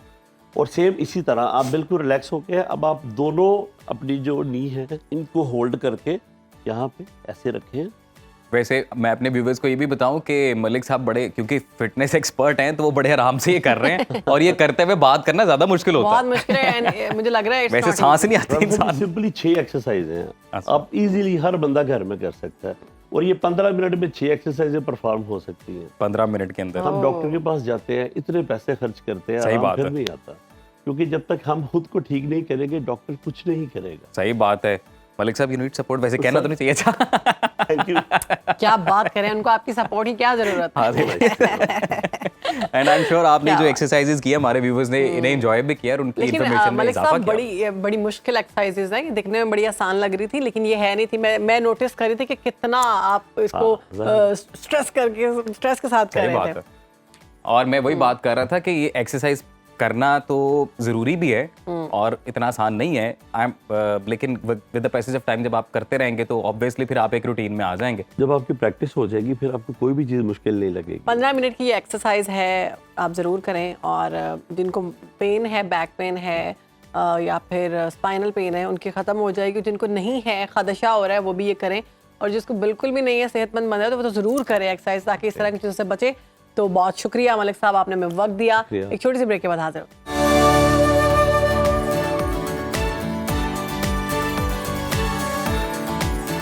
तो जी इस वक्त हम एक बहुत यहाँ मसला डिस्कस करने जा रहे हैं। वैसे मसला तो नहीं, टॉपिक ऑफ द टाउन कहें कि जी आप कहीं भी हो तो आपके कानों में एक आवाज़ ज़रूर पड़ती है, और वो ये कि शादी लव मैरिज करनी चाहिए या अरेंज मैरिज करनी चाहिए। शहर बानो, आपने एक्सपीरियंस किया ऐसे सवाल? बिल्कुल किया तो ये बड़ा कॉमन होता है, इस तरह के सवाल आते हैं और लोग फिर ये भी पूछते हैं कि लव मैरिज अच्छी रहती है या अरेंज मैरिज अच्छी रहती है। और आज की जो नौजवान नस्ल है, अगर आप लव मैरिज कर लेते हैं तो कहते हैं तुमने खुद की थी, अगर आप अरेंज करते हैं तो कहते हैं अब होगी है, क्या करें। बिल्कुल ऐसे ही है। और शादी की जब हम बात करते हैं तो एक इंतहाई संजीदा अमल है और इसका ताल्लुक दो अफराद से नहीं बल्कि दो ख़ानदानों से होता है। तो जहाँ तक शादी के लव मैरिज या अरेंज मैरिज होने का सवाल है तो इसमें तहजीबी अक़दार का सबसे ज़्यादा अमल दखल होता है और देखना ये होता है कि वो जिस मुआशरे का हिस्सा है उसमें किस शादी का रुझान ज़्यादा है। अगर हम अपने मुआशरे का जायज़ा लें तो अरेंज मैरिज का रुझान पाकिस्तान में ज़्यादा है क्योंकि इसमें ख़ानदान की मर्ज़ी और खुशी शामिल होती है और फिर इस शादी के कामयाब होने के चांसेस ज़्यादा होते हैं। तो इसी हवाले से गुफ्तगू कर लेते हैं हमारे एक्सपर्ट हमारे साथ रिलेशनशिप कोच गौहर शरीफ साहब मौजूद हैं। वेलकम टू सुनो पाकिस्तान। कैसे हैं? बड़ा सिंपल सा सवाल है, शादी अरेंज करनी चाहिए या लव, या करनी नहीं चाहिए? बारी बारी जवाब देता हूँ इन चीज़ों को। पहली बात यह है कि लव मैरिज जो है वो इस वक्त दुनिया में जो वर्ल्ड में स्टैटिस्टिक्स हैं उनके मुताबिक 45% लव मैरिजेस फेल होती हैं। अच्छा। It ends up in divorce, love marriage. और अरेंज में भी तो बहुत से आ रहे हैं। 6% दुनिया में जो अरेंज मैरिजेस हैं वो सिर्फ 6% फेल होती हैं विच एंड अप इन डाइवोर्स। अच्छा, अब्यूज़ में रहना एक अलग चीज़, दोनों में अब्यूज़ होती है। जो डोमेस्टिक वायलेंस है वो दोनों में होता है। तो ये कहना गलत है कि जी लव मैरिज में ज़्यादा है या अरेंज मैरिज में ज़्यादा है। अब्यूज़ जो है वो दो पार्टनर्स पे डिपेंड करता है। गौर साहब, अगले सवाल से पहले मैं अपने व्यूवर्स को एक अनाउंस कर दूं एक चीज़ कि हमारा नंबर टीवी स्क्रीन पर है, आप कॉल कर सकते हैं इस सेगमेंट के दौरान और हमारे रिलेशनशिप एक्सपर्ट, रिलेशनशिप कोच हमारे साथ मौजूद हैं। आपका जो भी मसला है, जो भी सवाल है, आप लाइव पूछ सकते हैं। तो गौर साहब, पाकिस्तान की जब हम बात करते हैं, दुनिया में तो 45% आप रेशो बता रहे हैं, पाकिस्तान में क्या ट्रेंड है? पाकिस्तान में भी ऐसा ही है। उसकी वजह यह है कि जो लव पाकिस्तान में ज़्यादा होती है रेंज है तो फिर देखें जो वर्ल्ड वाइड ट्रेंड है, जो वर्ल्ड वाइड स्टैटिस्टिक्स हैं उनके मुताबिक जो लव मैरिजेस हैं वो 40-45% फेलियर होता है। ठीक है। अच्छा, अब उसमें उसकी वजह क्या है? उसकी वजह बेसिकली ये है कि लविंग एंड लिविंग ये दो अलग-अलग चीज़। अच्छा, हमारे साथ हमारे कॉलर मौजूद हैं और तकरीबन रोज ही हमें कॉल करते हैं। कुर्बान अली चाचड़ घोटकी से। कुर्बान, कैसे हैं आप? कॉल कैसे मिल जाती है आपकी? जी अल्हम्दुलिल्लाह, अल्लाह पाक का एहसान है जी। मैं तो सुबह सुबह को जैसे स्क्रीन खोलता हूँ तो माशाल्लाह आपका प्रोग्राम बहुत अच्छा चलता है, तो मेरे दिल बहुत खुश है। हमें बड़ी खुशी होती है कि आप देखते हैं हमारा प्रोग्राम और फिर इस तरह से आप सलाह आपको खुश रखे, अल्लाह पाक आपको सलामत रखे। आपको भी अल्लाह पाक खुश रखे। क्या सवाल आपका? जी सवाल मेरा ये है कि मेरी भी ऑलरेडी जो है ना 2 शादियां हुई है। एक मेरी जो है ना अरेंज मैरिज है और दूसरी जो है ना लव मैरिज है। मेरी माशाल्लाह दोनों सही चल रही है। आपकी पहली अरेंज थी या पहली लव थी? पहली अरेंज, दूसरी लव। पहली अरेंज थी, पहली अरेंज। अच्छा, देखो मुझे पता था। पहली अरेंज, दूसरी लव मैरिज। और सवाल दोनों अच्छी चल रही हैं? जी जी अल्हम्दुलिल्लाह। बस सवाल क्या है कि लड़ाई करवानी है? लव मैरिज वाली में थोड़ा बस गुस्सा ज्यादा है, इसलिए मैंने कहा से पूछ ले कि गुस्सा कैसे कम करे। अच्छा, ये पूछ लेते हैं। देखें, लव मैरिजेस में जो है ना वो एक्सपेक्टेशन ज़्यादा होती है। दोनों पार्टनर्स भी तो बड़े किए होते हैं। दोनों पार्टनर्स की एक्सपेक्टेशन बहुत ज़्यादा होती है और आमतौर पे ये ख्याल होता है कि मैं इसको मना लूँगा या मैं इसको मोल्ड कर लूँगा। तो वो खा लड़के के जहन में ये ख्याल हो या लड़की के जहन में हो, वो हालांकि आपस में जानते भी हैं एक दूसरे को, क्लास फेलोज़ भी रहे होते हैं या वर्किंग कोलीग्स रहे होते हैं, फिर they enter into a relationship और फिर उनकी शादी होती है, लव मैरिज। लेकिन वो ब्रेकअप हो जाता है या बात डाइवोर्स तक चली जाती है। उसकी बेसिक रीज़न ये होती है कि एक्सपेक्टेशंस बहुत ज़्यादा होती है। मैं जो बात अभी कर रहा था, लविंग और लिविंग दो अलग चीज़। आप किसी से प्यार कर सकते हैं, किसी से मोहब्बत कर सकते हैं, किसी की याद में आप बेकरार हो सकते हैं, लेकिन उसके साथ रह सकते हैं कि नहीं? रहने के लिए आपको एडजस्टमेंट करनी है, वो फिजिकल चीज़ है। उसमें मिसाल के तौर पे कि कमरे में AC 16 डिग्री पे चलेगा या 25 डिग्री पे चलेगा, ऐसे ही है। ठीक है। टीवी का कौन सा चैनल देखा जाएगा? लाइट ऑफ होगी, लाइट ऑन होगी। वॉशरूम में पहले कौन जाएगा, बाद में कौन जाएगा? ये सारी चीजें जो हैं ये इरिटेंट्स बनते हैं। लेकिन आपको ऐसा नहीं लगता, आपको ऐसा नहीं लगता कि लव मैरिज में लोगों का तो किरदार, मतलब उन दो पार्टनर्स का तो किरदार है, उसमें फैमिली बड़ी इन्वॉल्व होती है। लव मैरिज वाली लड़की को बड़ी कम सपोर्ट मिलती है, ये भाई तो खुद आई है। सॉरी, हमारे साथ एक कॉलर है आसिमा रजा लाहौर से। आसिमा, क्या सवाल है आपका? जी मैं बात करना चाह रही थी कि मेरी तो अरेंज मैरिज है, तो फिर भी मेरे मियाँ कोई बात नहीं मेरी मानते। मेरे 4 बच्चे भी हैं, 2 बेटियां हैं 2 बेटे हैं, तो कोई बात नहीं मानते। तो हालांकि मैं सारा काम का घर का करती हूँ, मैं मैट्रिक पढ़ा हुआ है, लेकिन फिर भी मैं सास ससुर का भी ख्याल रखती हूँ, लेकिन उनकी तरफ से भी मुझे कंप्लेन ही मिलती है।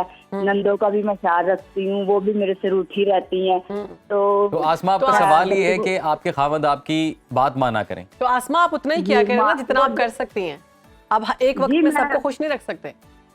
जी मैं सबको रखना चाह रही हूँ, लेकिन फिर भी कोई खुश नहीं होता। मुझे 15 साल उनके साथ रहे हो गए हैं, तो अब मैं सेपरेट हुई हूँ, 2-3 माह हो गए हैं। अच्छा, आप सेपरेट हो गए हैं। चले जी, तो अब मियाँ फिर भी वो उनकी माँ जो उनको कहती रहती है तेरी बीवी ऐसी है, वो फिर भी कहना नहीं मानते, मुझे खर्चा भी देते, फिर भी मैं एडजस्ट कर रही हूँ। अभी आसमा हमारे ना एक्सपर्ट हमारे साथ मौजूद हैं, तो आपका सवाल आप क्या करना चाह रही है एग्जैक्ट? आप चाह रही है रिश्ता दोबारा से? जी वो मैं ये करना चाह रही हूँ, वो कहना नहीं मानते, तो खर्चा मुझे नहीं देते, तो मैं क्या करूँ कि वो मेरी बात माने और मुझे खुला खर्चा भी दे। आप प्रोग्राम देखती रहे, अभी सवाल इनका जवाब ले लेते हैं। देखें, बात यह है कि जो शख्स फैमिली को टाइम नहीं देता, जो फैमिली को वैल्यू नहीं करता, जो अपनी वाइफ के रिस्पेक्ट नहीं करता, वो बेशक जॉइंट फैमिली में रहे या अलहदा रहे, उसमें वही ट्रेंड्स हों, ठीक है ना। तो इसका कतई नज़र कि वो चूँकि रह रही थी जॉइंट फैमिली में, इसलिए प्रॉब्लम है। जो जॉइंट फैमिली में भी रहते हैं, मेरे बतेरे क्लाइंट्स ऐसे हैं जो 4-4 भाई इकट्ठे रहते हैं, अंदरून शहर में लोग इकट्ठे रहते हैं, और सालों साल से पुश्त दर पुश्त चला आ रहा है वो सिलसिला। तो वहाँ सिर्फ ये है कि अब उन्होंने 2 घर ले लिए हैं, पहले एक घर में रहते थे, इतना फ़र्क पड़ा है। तो वो जो बना के रखते हैं अपनी फैमिलीज़ के साथ, अपने पेरेंट्स के साथ, उनको कोई इश्यूज़ नहीं होते। जिनका पर्सनैलिटी का एक हिस्सा होता है जो हम कहते हैं नार्सिसिस्ट बिहेवियर, तो जिस शख्स में होता है, वो खा मर्द हो या औरत हो, उसने कहीं भी नहीं बसना होता है, ना किसी को बसने देना। गौर साहब, इसको अगर आसान अल्फाज में आप बताएं हमारे व्यूवर्स के लिए कि नार्सिसिस्ट बिहेवियर कैसे पता चलेगा कि ये थोड़ा? कुछ लोग जो हैं वो सारों को तंग करते हैं, उनकी हर बात में नुक्ताचीनी करते हैं, किसी बात की उनको खुशी नहीं होती, और इतना अगले को तंग कर देते हैं, ज़िच कर देते हैं कि वो शख्स सोचने पे मजबूर हो जाता है कि ये प्रॉब्लम मुझ में ही है। वो इंटेलिजेंट होते हैं, इतने मैनिपुलेटिव होते हैं कि वो दूसरे को रियलाइज़ करा देते हैं कि प्रॉब्लम तुम में है, मुझ में नहीं है। तो अक्सर जो मेरे पास कपल्स आते हैं कपल थेरेपी के लिए, हस्बैंड यही कह रहा होता है कि ए पागल है। हालांकि जब मैं उसकी स्टोरी सुनता हूँ तो पता चलता है कि पागल किसने किया। सही, ठीक है ना।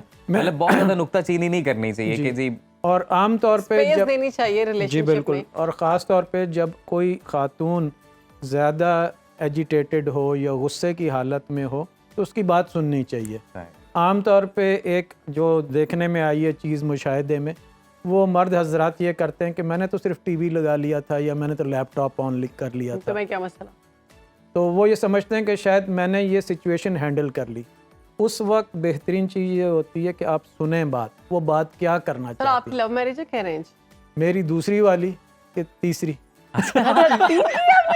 नहीं, तीसरी की नहीं, अभी तक नहीं की मैंने। कर रहे हैं? हाँ, प्लान है।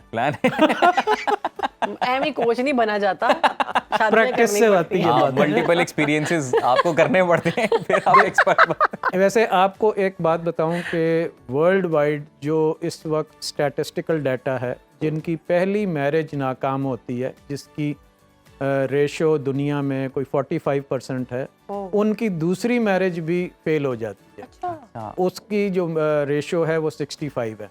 अच्छा, अब इसका हल क्या है? अगर 2 पार्टनर्स हैं, उनमें से एक मसला कर रहा है, एक रहना चाहता है और वो इरिटेट हो रहा है उसकी छोटी छोटी बातों से, हल क्या है? कैसे वो अपने हस्बैंड को या हस्बैंड अपनी वाइफ को मोल्ड कर सकता है रिलेशनशिप में? देखें, बात ये है कि क्या चीज़ इम्पॉर्टेंट है, पीस ऑफ माइंड इम्पॉर्टेंट है, या वो जो सामने टेबल पड़ी है या कोई चीज़ पड़ी है जिसके ऊपर इशू बना हुआ है, ठीक है ना। आमतौर पे ये होता है कि ये यहाँ क्यों रख दिया, वहाँ क्यों रख दिया, बच्चों ने कमरे में गंद क्यों कर दिया, वो क्या उनके टॉयज़ हैं, वो वहाँ नहीं रखेंगे तो कहाँ रखेंगे, या रास्ते में कोई चीज़ पड़ी हुई है।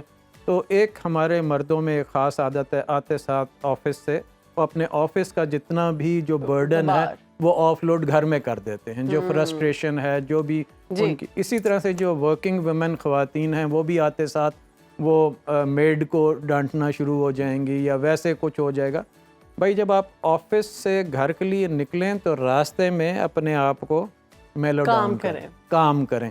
जब घर में दाखिल हों तो ये एक अलग एक दुनिया, इसका उससे ताल्लुक नहीं। गौर साहब, आपको लगता नहीं है कि रिलेशनशिप में अगर कोई एक शख्स किसी दूसरे की बात मानना शुरू कर दे, चाहे वो अगला बंदा सही बात कह रहा हो, तो एक ईगो हर्ट होना शुरू हो जाती है कि हर बार मैं ही क्यों मानूं?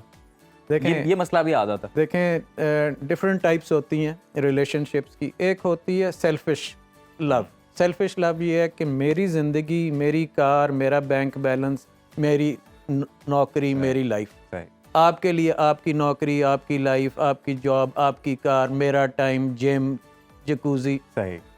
तो वो दो इंडिविजुअल्स एक छत के नीचे रह रहे होते हैं और बस वो रह रहे होते हैं, ठीक है। एक होता है सेल्फ लेस लव, हाँ, कि मैं फना तेरे पे, और दूसरा भी कहता है कुछ अरसे के बाद मैं फना तेरे पे, ठीक है ना। और ये आमतौर पे पीरियड होता है तकरीबन 3 से 4 महीने का, जब you go out of the way और आप अगले के लिए सब कुछ निछावर कर देते हैं। और अगर 3-4 महीने के बाद आपको लगता है कि मेरे इस करने का कोई फायदा नहीं, तो वो फिर बंदा बंदे का पुत्र नहीं है। तो फिर और वो शादी उस के तरह का ज्यादातर ये जो 3-4 महीने गुजारे जाते हैं, स्टार्ट में ही होते हैं। जी बिल्कुल ऐसा ही है। मानते हो आप, थोड़ा बर्दाश्त करते हो। और फैमिलीज का क्या किरदार है? फैमिलीज भी सिर्फ पार्टनर्स के अलावा फैमिलीज में बड़ा किरदार अदा करी। जो मदर इन लॉ है ना, जो इसको आमतौर पे मदर इन लॉ कहा जाता है, वो मदर इन लॉ कम और आउट लॉ ज़्यादा होती है। तो वो जो हैं वो उनकी कोशिश होती है कि बहू को किसी तरह से फेल किया जाए।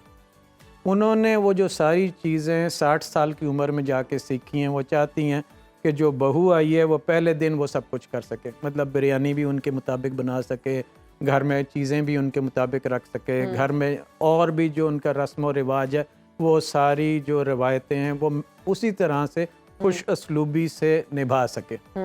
अब वो जब ब्याह के खुद आई थी, जब उनकी उम्र 20-22 साल थी, तो हो सकता है उनको भी ये सब कुछ ना आता हो। तो चूँकि टॉलरेंस नहीं है, बर्दाश्त नहीं है, तो वो कोशिश ये होती है प्रूव करना कि ये पढ़ी लिखी ज़्यादा है या ये हाउस वाइफ नहीं है, वर्किंग वुमन है, इसलिए इसको कुछ नहीं आता। मुआशरा भी तो चेंज हो चुका है ना, वक्त भी बदल चुका है, आप तब्दीली भी आ चुकी है। आपके 20 साल पहले की सिचुएशन और थी, 20 साल बाद जो आपकी बहू आई है वो किसी और ब्रॉट अप में पली है, ये एक्सेप्ट करने की बात। एग्जैक्टली। देखें, जब हमारे मुल्क में एक ये बड़ा ट्रेंड है कि हमने बहू लेडी डॉक्टर लेके आना। आप ढूंढते रहते हैं 2 साल, लेडी डॉक्टर जब मिल जाती है तो पहला काम उसको ये करते हैं कि हमने से नौकरी नहीं करानी। अब वो जो खातून है, वो जो लड़की है जिसने 5 साल पहले FSC के बाद इतनी मेहनत की और पढ़ा और उसके बाद वो MBBS करके निकली किसी मेडिकल कॉलेज से, अब आपने उसको घर में कन्फाइन कर दिया और कहा कि तुमने जॉब नहीं करनी। खा वो किचन मैनेज कर रही है या मेड को मैनेज कर रही है या घर को मैनेज कर रही है, उसने अब एक 4 दीवारी में गुजारना है वक्त, और वो जो उसको सेंस ऑफ अचीवमेंट थी वो नहीं रही। उसको लगता है कि मेरी कोई वक़्त नहीं। गौर साहब, ये आपने बड़ी शानदार बात की। मेरे ख्याल से कि एक नशिस्त जो है ना इस टॉपिक के लिए कम है, क्योंकि बड़ा वास्ट टॉपिक है और ये इतना ज़रूरी भी है। तो हम चाहेंगे कि हम एक और नशिस्त रखें जिसमें हम इन डिटेल दोबारा डिस्कस करें, ताकि हमारे व्यूअर्स को ज़्यादा फ़ायदा हो कि रिलेशनशिप को बेटर किस तरह से किया जा सकता है। बहुत शुक्रिया आपके वक्त का। तो व्यूअर्स, यहाँ पर हम शामिल करेंगे एक ब्रेक, लेकिन ब्रेक के बाद आज चूँकि जुम्मतुल मुबारक का दिन है और इसी मुनासिबत से एक बड़ी शहर बानो, वैसे आपको भी बताऊँ मैं, एक बड़ी खास नशिस्त हुई मेरी। हाँ जी, कुरानिक स्टडीज़ के हमारे एक्सपर्ट हैं अब्दुल सलाम साहब, उनके साथ बड़ा इंटरेस्टिंग एक सेशन रहा सवालों जवाब का कि दीन को ज़्यादा आसान किस तरह से लोगों के लिए किया जाए, उसके लिए काविश की है और कुरान और साइंस का क्या ताल्लुक है, उस हवाले से हमने डिस्कशन किया। वो एक ब्रेक के बाद अपने व्यूअर्स के साथ शेयर करें।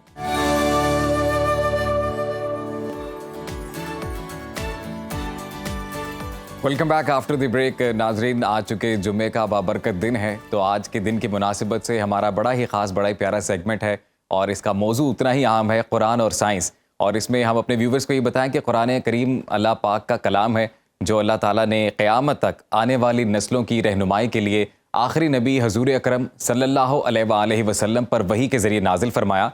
कुरान करीम अल्लाह ताला की सिफ्त है और हर तरह की तब्दीली से महफूज होने के साथ शयातीन के शर से भी महफूज है।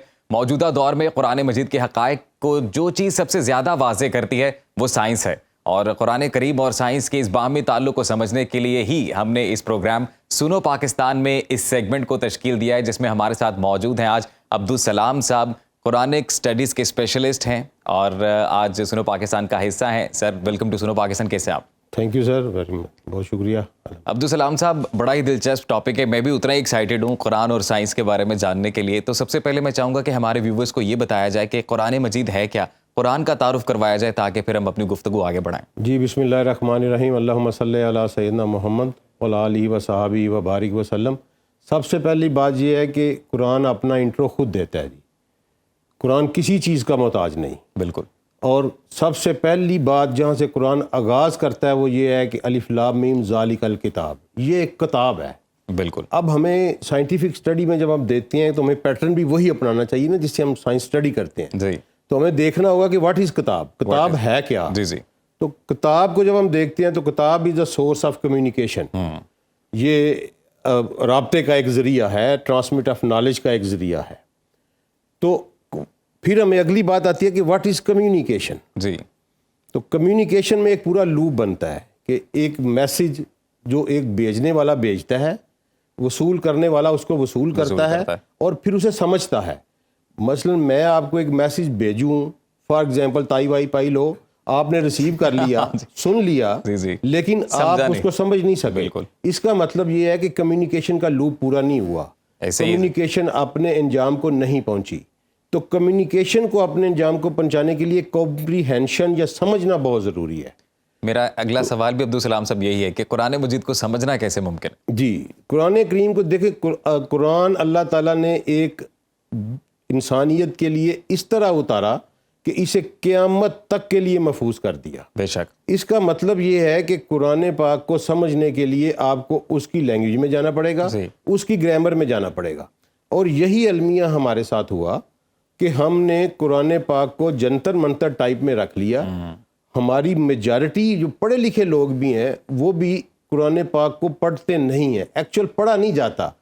ठीक है, आप नाजरा पढ़ लेते हैं, हर बंदे के दिल में दर्द ज़रूर है, तिलावत होती है। मैं इसलिए कहता हूँ कि हर बंदा हर अपने बच्चे को नाजरा कुरान जब पढ़ाता है तो उसके दिल में ये दर्द ज़रूर है कि मेरा बच्चा कुरान से मानूस हो। बिल्कुल। लेकिन मेथडोलॉजी जो है वो गलत हो चुकी है। मेथडोलॉजी क्यों गलत हुई कि हम एक ऐसी हमारे ऊपर स्टेज आई कि हमने अपने इंटेलिजेंसिया ने छोड़ दिया इसको पढ़ना और एक वैक्यूम क्रिएट किया, जिसको वैक्यूम जहाँ कहीं भी बनेगा, ये फिजिकल लॉ है कि जहाँ कहीं भी वैक्यूम बनेगा एलियन फोर्सेस आएंगी और उसको पुर कर देंगे। अब्दुल सलाम साहब, जैसे अभी आजकल मेरे जैसा कोई आम आदमी या हमारे जितने व्यूवर्स इस वक्त घरों में बैठ के सुन रहे हैं, देख रहे हैं सेगमेंट को, और वो कुरान पढ़ना चाहते हैं या कुरान को समझना चाहते हैं, तो अमूमी तौर पर ये तासुर होता है कि जी किसी आलिम की ज़रूरत है, किसी मौलाना साहब के पास जाया जाएगा, फिर वो उसको समझाएंगे कि इसका मतलब क्या है। तो क्या ऐसे ही है या घर बैठे भी उसको सही मानों में समझा जा सकता है? देखें सर, कुरान पाक को अल्लाह ताला ने मोहम्मद मुस्तफ़ा सल्लल्लाहु अलैहि वसल्लम पर नाज़िल किया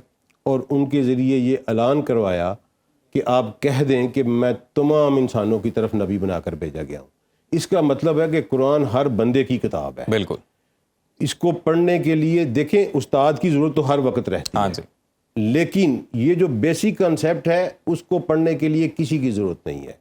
आप उसकी ट्रांसलेशन पढ़ें और बच्चों को पढ़ाना भी। देखें, ये बुक है ही नहीं उस वक्त तक जब तक आप समझते नहीं हैं। ये पैगाम आप तक पहुंचा ही नहीं जब तक आपने समझा नहीं। जब आपने समझा नहीं तो आपने पढ़ा नहीं। मेरा मुकदमा ही ये है कि जो आपने समझा नहीं वो आपने पढ़ा नहीं। अब क्योंकि हमारा सेगमेंट रिलेट करता है साइंस के साथ, बिल्कुल, तो साइंस देखें, what is the science. Science को हम कहते हैं it is a book of research, ये किताब तहकीक है। बिल्कुल। लेकिन कुरान इससे बहुत बुलंदो बाला है। कुरान किताब तख्लीक है। वाह वाह वाह वाह वाह, क्या बात है। ये कायनात के राज हैं इसके ऊपर। It is a manual of the universe. इसलिए ये बेसिक गलती जो लोग करते हैं वो ये करते हैं कि वो पैरामीटर या बेंचमार्क बना लेते हैं साइंस को और पढ़ते हैं कुरान को। ऐसा नहीं हो सकता। आप बेंचमार्क बनाएंगे कुरान को, क्योंकि कुरान खालक का कलाम है ना जी, वो तो साइंस तो सदियों लगी रहे। यानी कि हम ये कह सकते हैं कि साइंसी तजुर्बात के जरिए अभी तक जो फिनोमेना जो चीज़ें साबित हो चुकी हैं वो सब कुरान से भी साबित है, 100% साबित है। बल्कि मैं तो इससे आगे कहता हूँ कि क्योंकि अल्लाह ताला ने कुरान पाक में जहाँ 200 दफ़ा ये लफ्ज़ किताब यूज़ किया है, इसको किताब कह के पुकारा है। अगर ये फुरकान है तो किताब की शक्ल में है, अगर ये मीज़ान है तो किताब की शक्ल में है, अगर कुरान है तो मीज़ान की शक्ल, किताब की शक्ल में है। तो किताब को पढ़ने के लिए एक पैटर्न होता है। तो जब आप उस पैटर्न में आप दाखिल होते हैं तो आप देखते हैं कि ये साइंस से बहुत आगे है। मसलन 1400 साल पहले या 1450 साल पहले कुरान आया, लेकिन अवलम यरल्लज़ीना काफ़रू इन्न समावाति वल अर्द कानता रत्कन फफतकनहुमा, कि मुझे जुठलाने वालों देखो कि ये ज़मीन और आसमान पहले जुड़े हुए थे, मैंने फाड़ के जुदा कर दिया। सिर्फ एक जुमले में क्रिएशन ऑफ द यूनिवर्स बयान कर रहा है कुरान।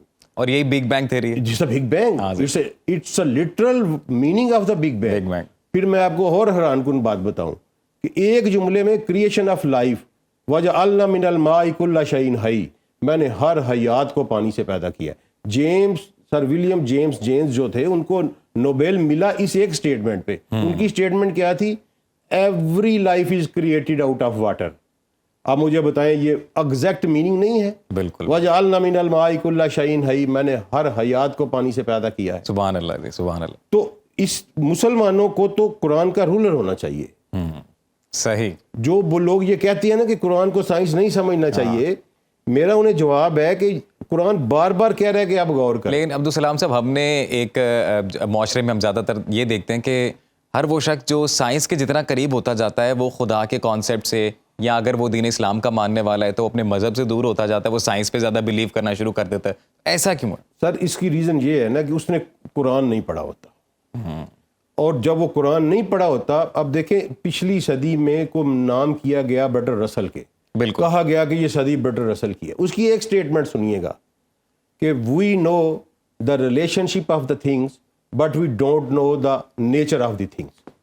जबकि उसके मुकाबले में अपने नबी की एक दुआ सुनिएगा, ऐ अल्लाह मुझे हकीकत अशिया का इल्म दे।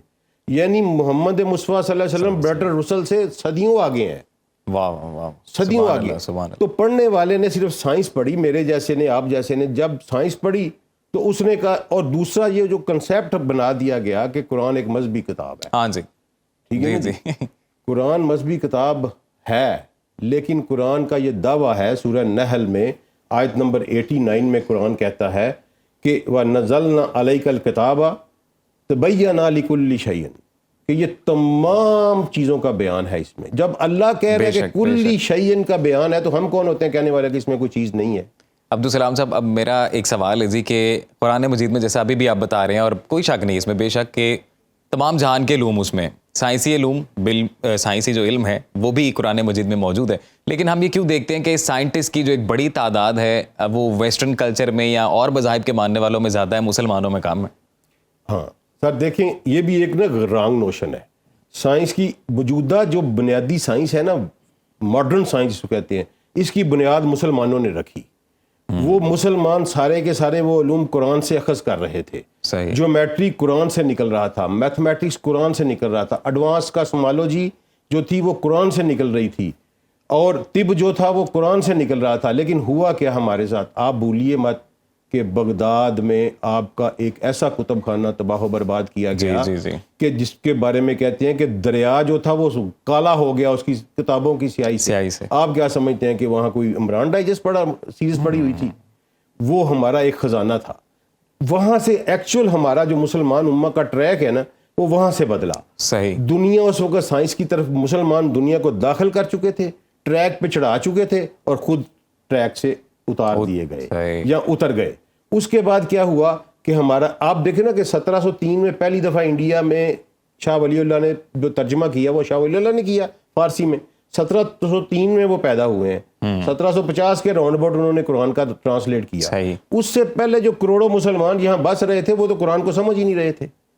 वो तो सिर्फ कुरान के वर्बैटिंग नाजरा जिसको आप कहते हैं वो तलावत कर रहे थे, उनको तो पता ही नहीं था। आज हम लोग, आज के माशरे में अगर मुसलमान एक कामयाब इंसान भी बनना चाहता है तो फिर किस तरह से अमल दरामद ज़रूरी है? आज किस चीज़ की सबसे ज़्यादा ज़रूरत है? सबसे ज़्यादा सर जो ज़रूरत है वो ये है कि हमें अपने बच्चे को कुरान एक किताब की तरह पढ़ाना है। मैंने अपना मुकदमा किताब से शुरू किया था। सही। आप अपने प्ले ग्रुप या नर्सरी के बच्चे को जिस तरह कायदा पढ़ाते हैं वैसे कुरान क्या आप मुझे ये बताएं कि एक ट्यूटर आपने घर में रखा हो और आपके बच्चा जो है वो ए एप्पल और बी बैट वाला कायदा ना पढ़ सके, महीने बाद पता ही ना हो सके, क्या तो आप उस ट्यूटर को कंटिन्यू कराएंगे? नहीं जी, बिल्कुल आप कभी भी नहीं कराएंगे। लेकिन आप कुरान के साथ ये जुल्म हम क्यों करते हैं कि हमारे आप 2-2 3-3 साल एक कारी आगे हमारे बच्चों को घर में पढ़ाता है, लेकिन बच्चे को ये एक लफ्ज़ नहीं पता कि वो कुरान में क्या लिखा हुआ है।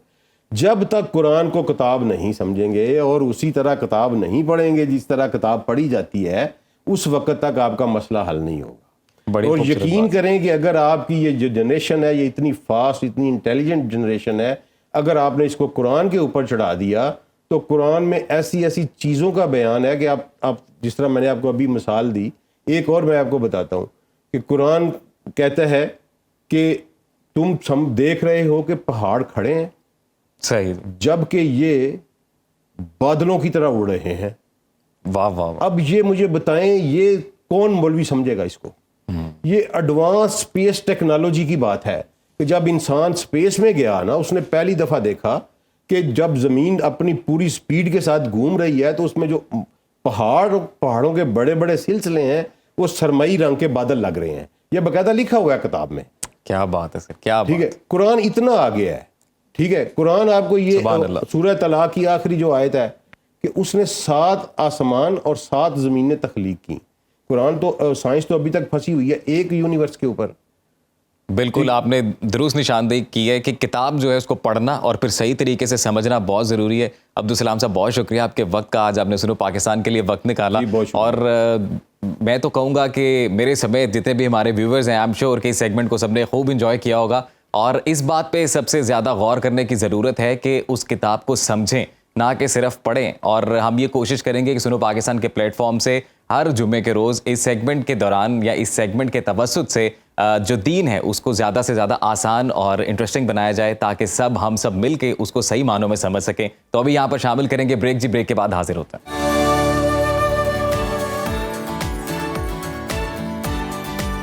बहुत खूबसूरत सेशन था अजीम, और बड़ी खूबसूरत गुफ्तगू का सिलसिला जारी था। तो अभी इसी खूबसूरत गुफ्तगू को आगे बरकरार रखेंगे। हमारे साथ मौजूद है हमारे नात ख़्वां, तो नवीद साहब वेलकम करते हैं आपको। और बगैर वक्त ज़ाया किए हम चाहेंगे कि आप दुल्हा अक़ीदत पेश करें।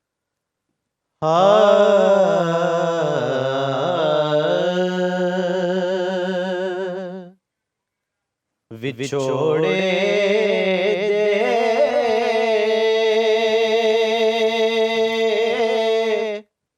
मैं सदमे रोज़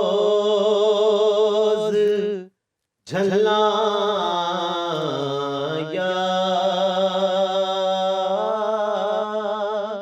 रसूल अल्लाह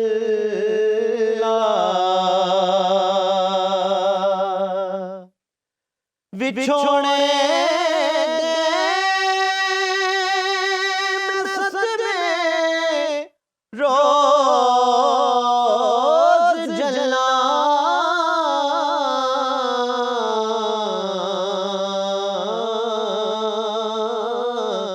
या रसूल अल्लाह कराम तेरियां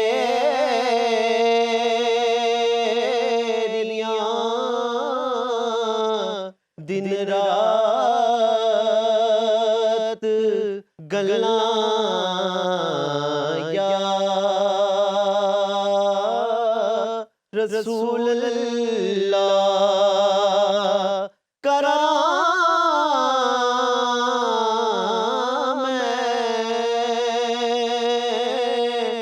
कराम तेरियां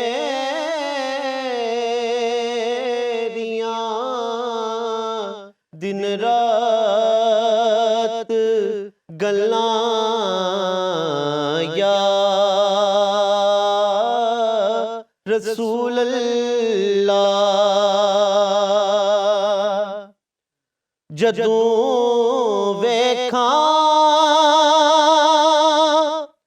कोई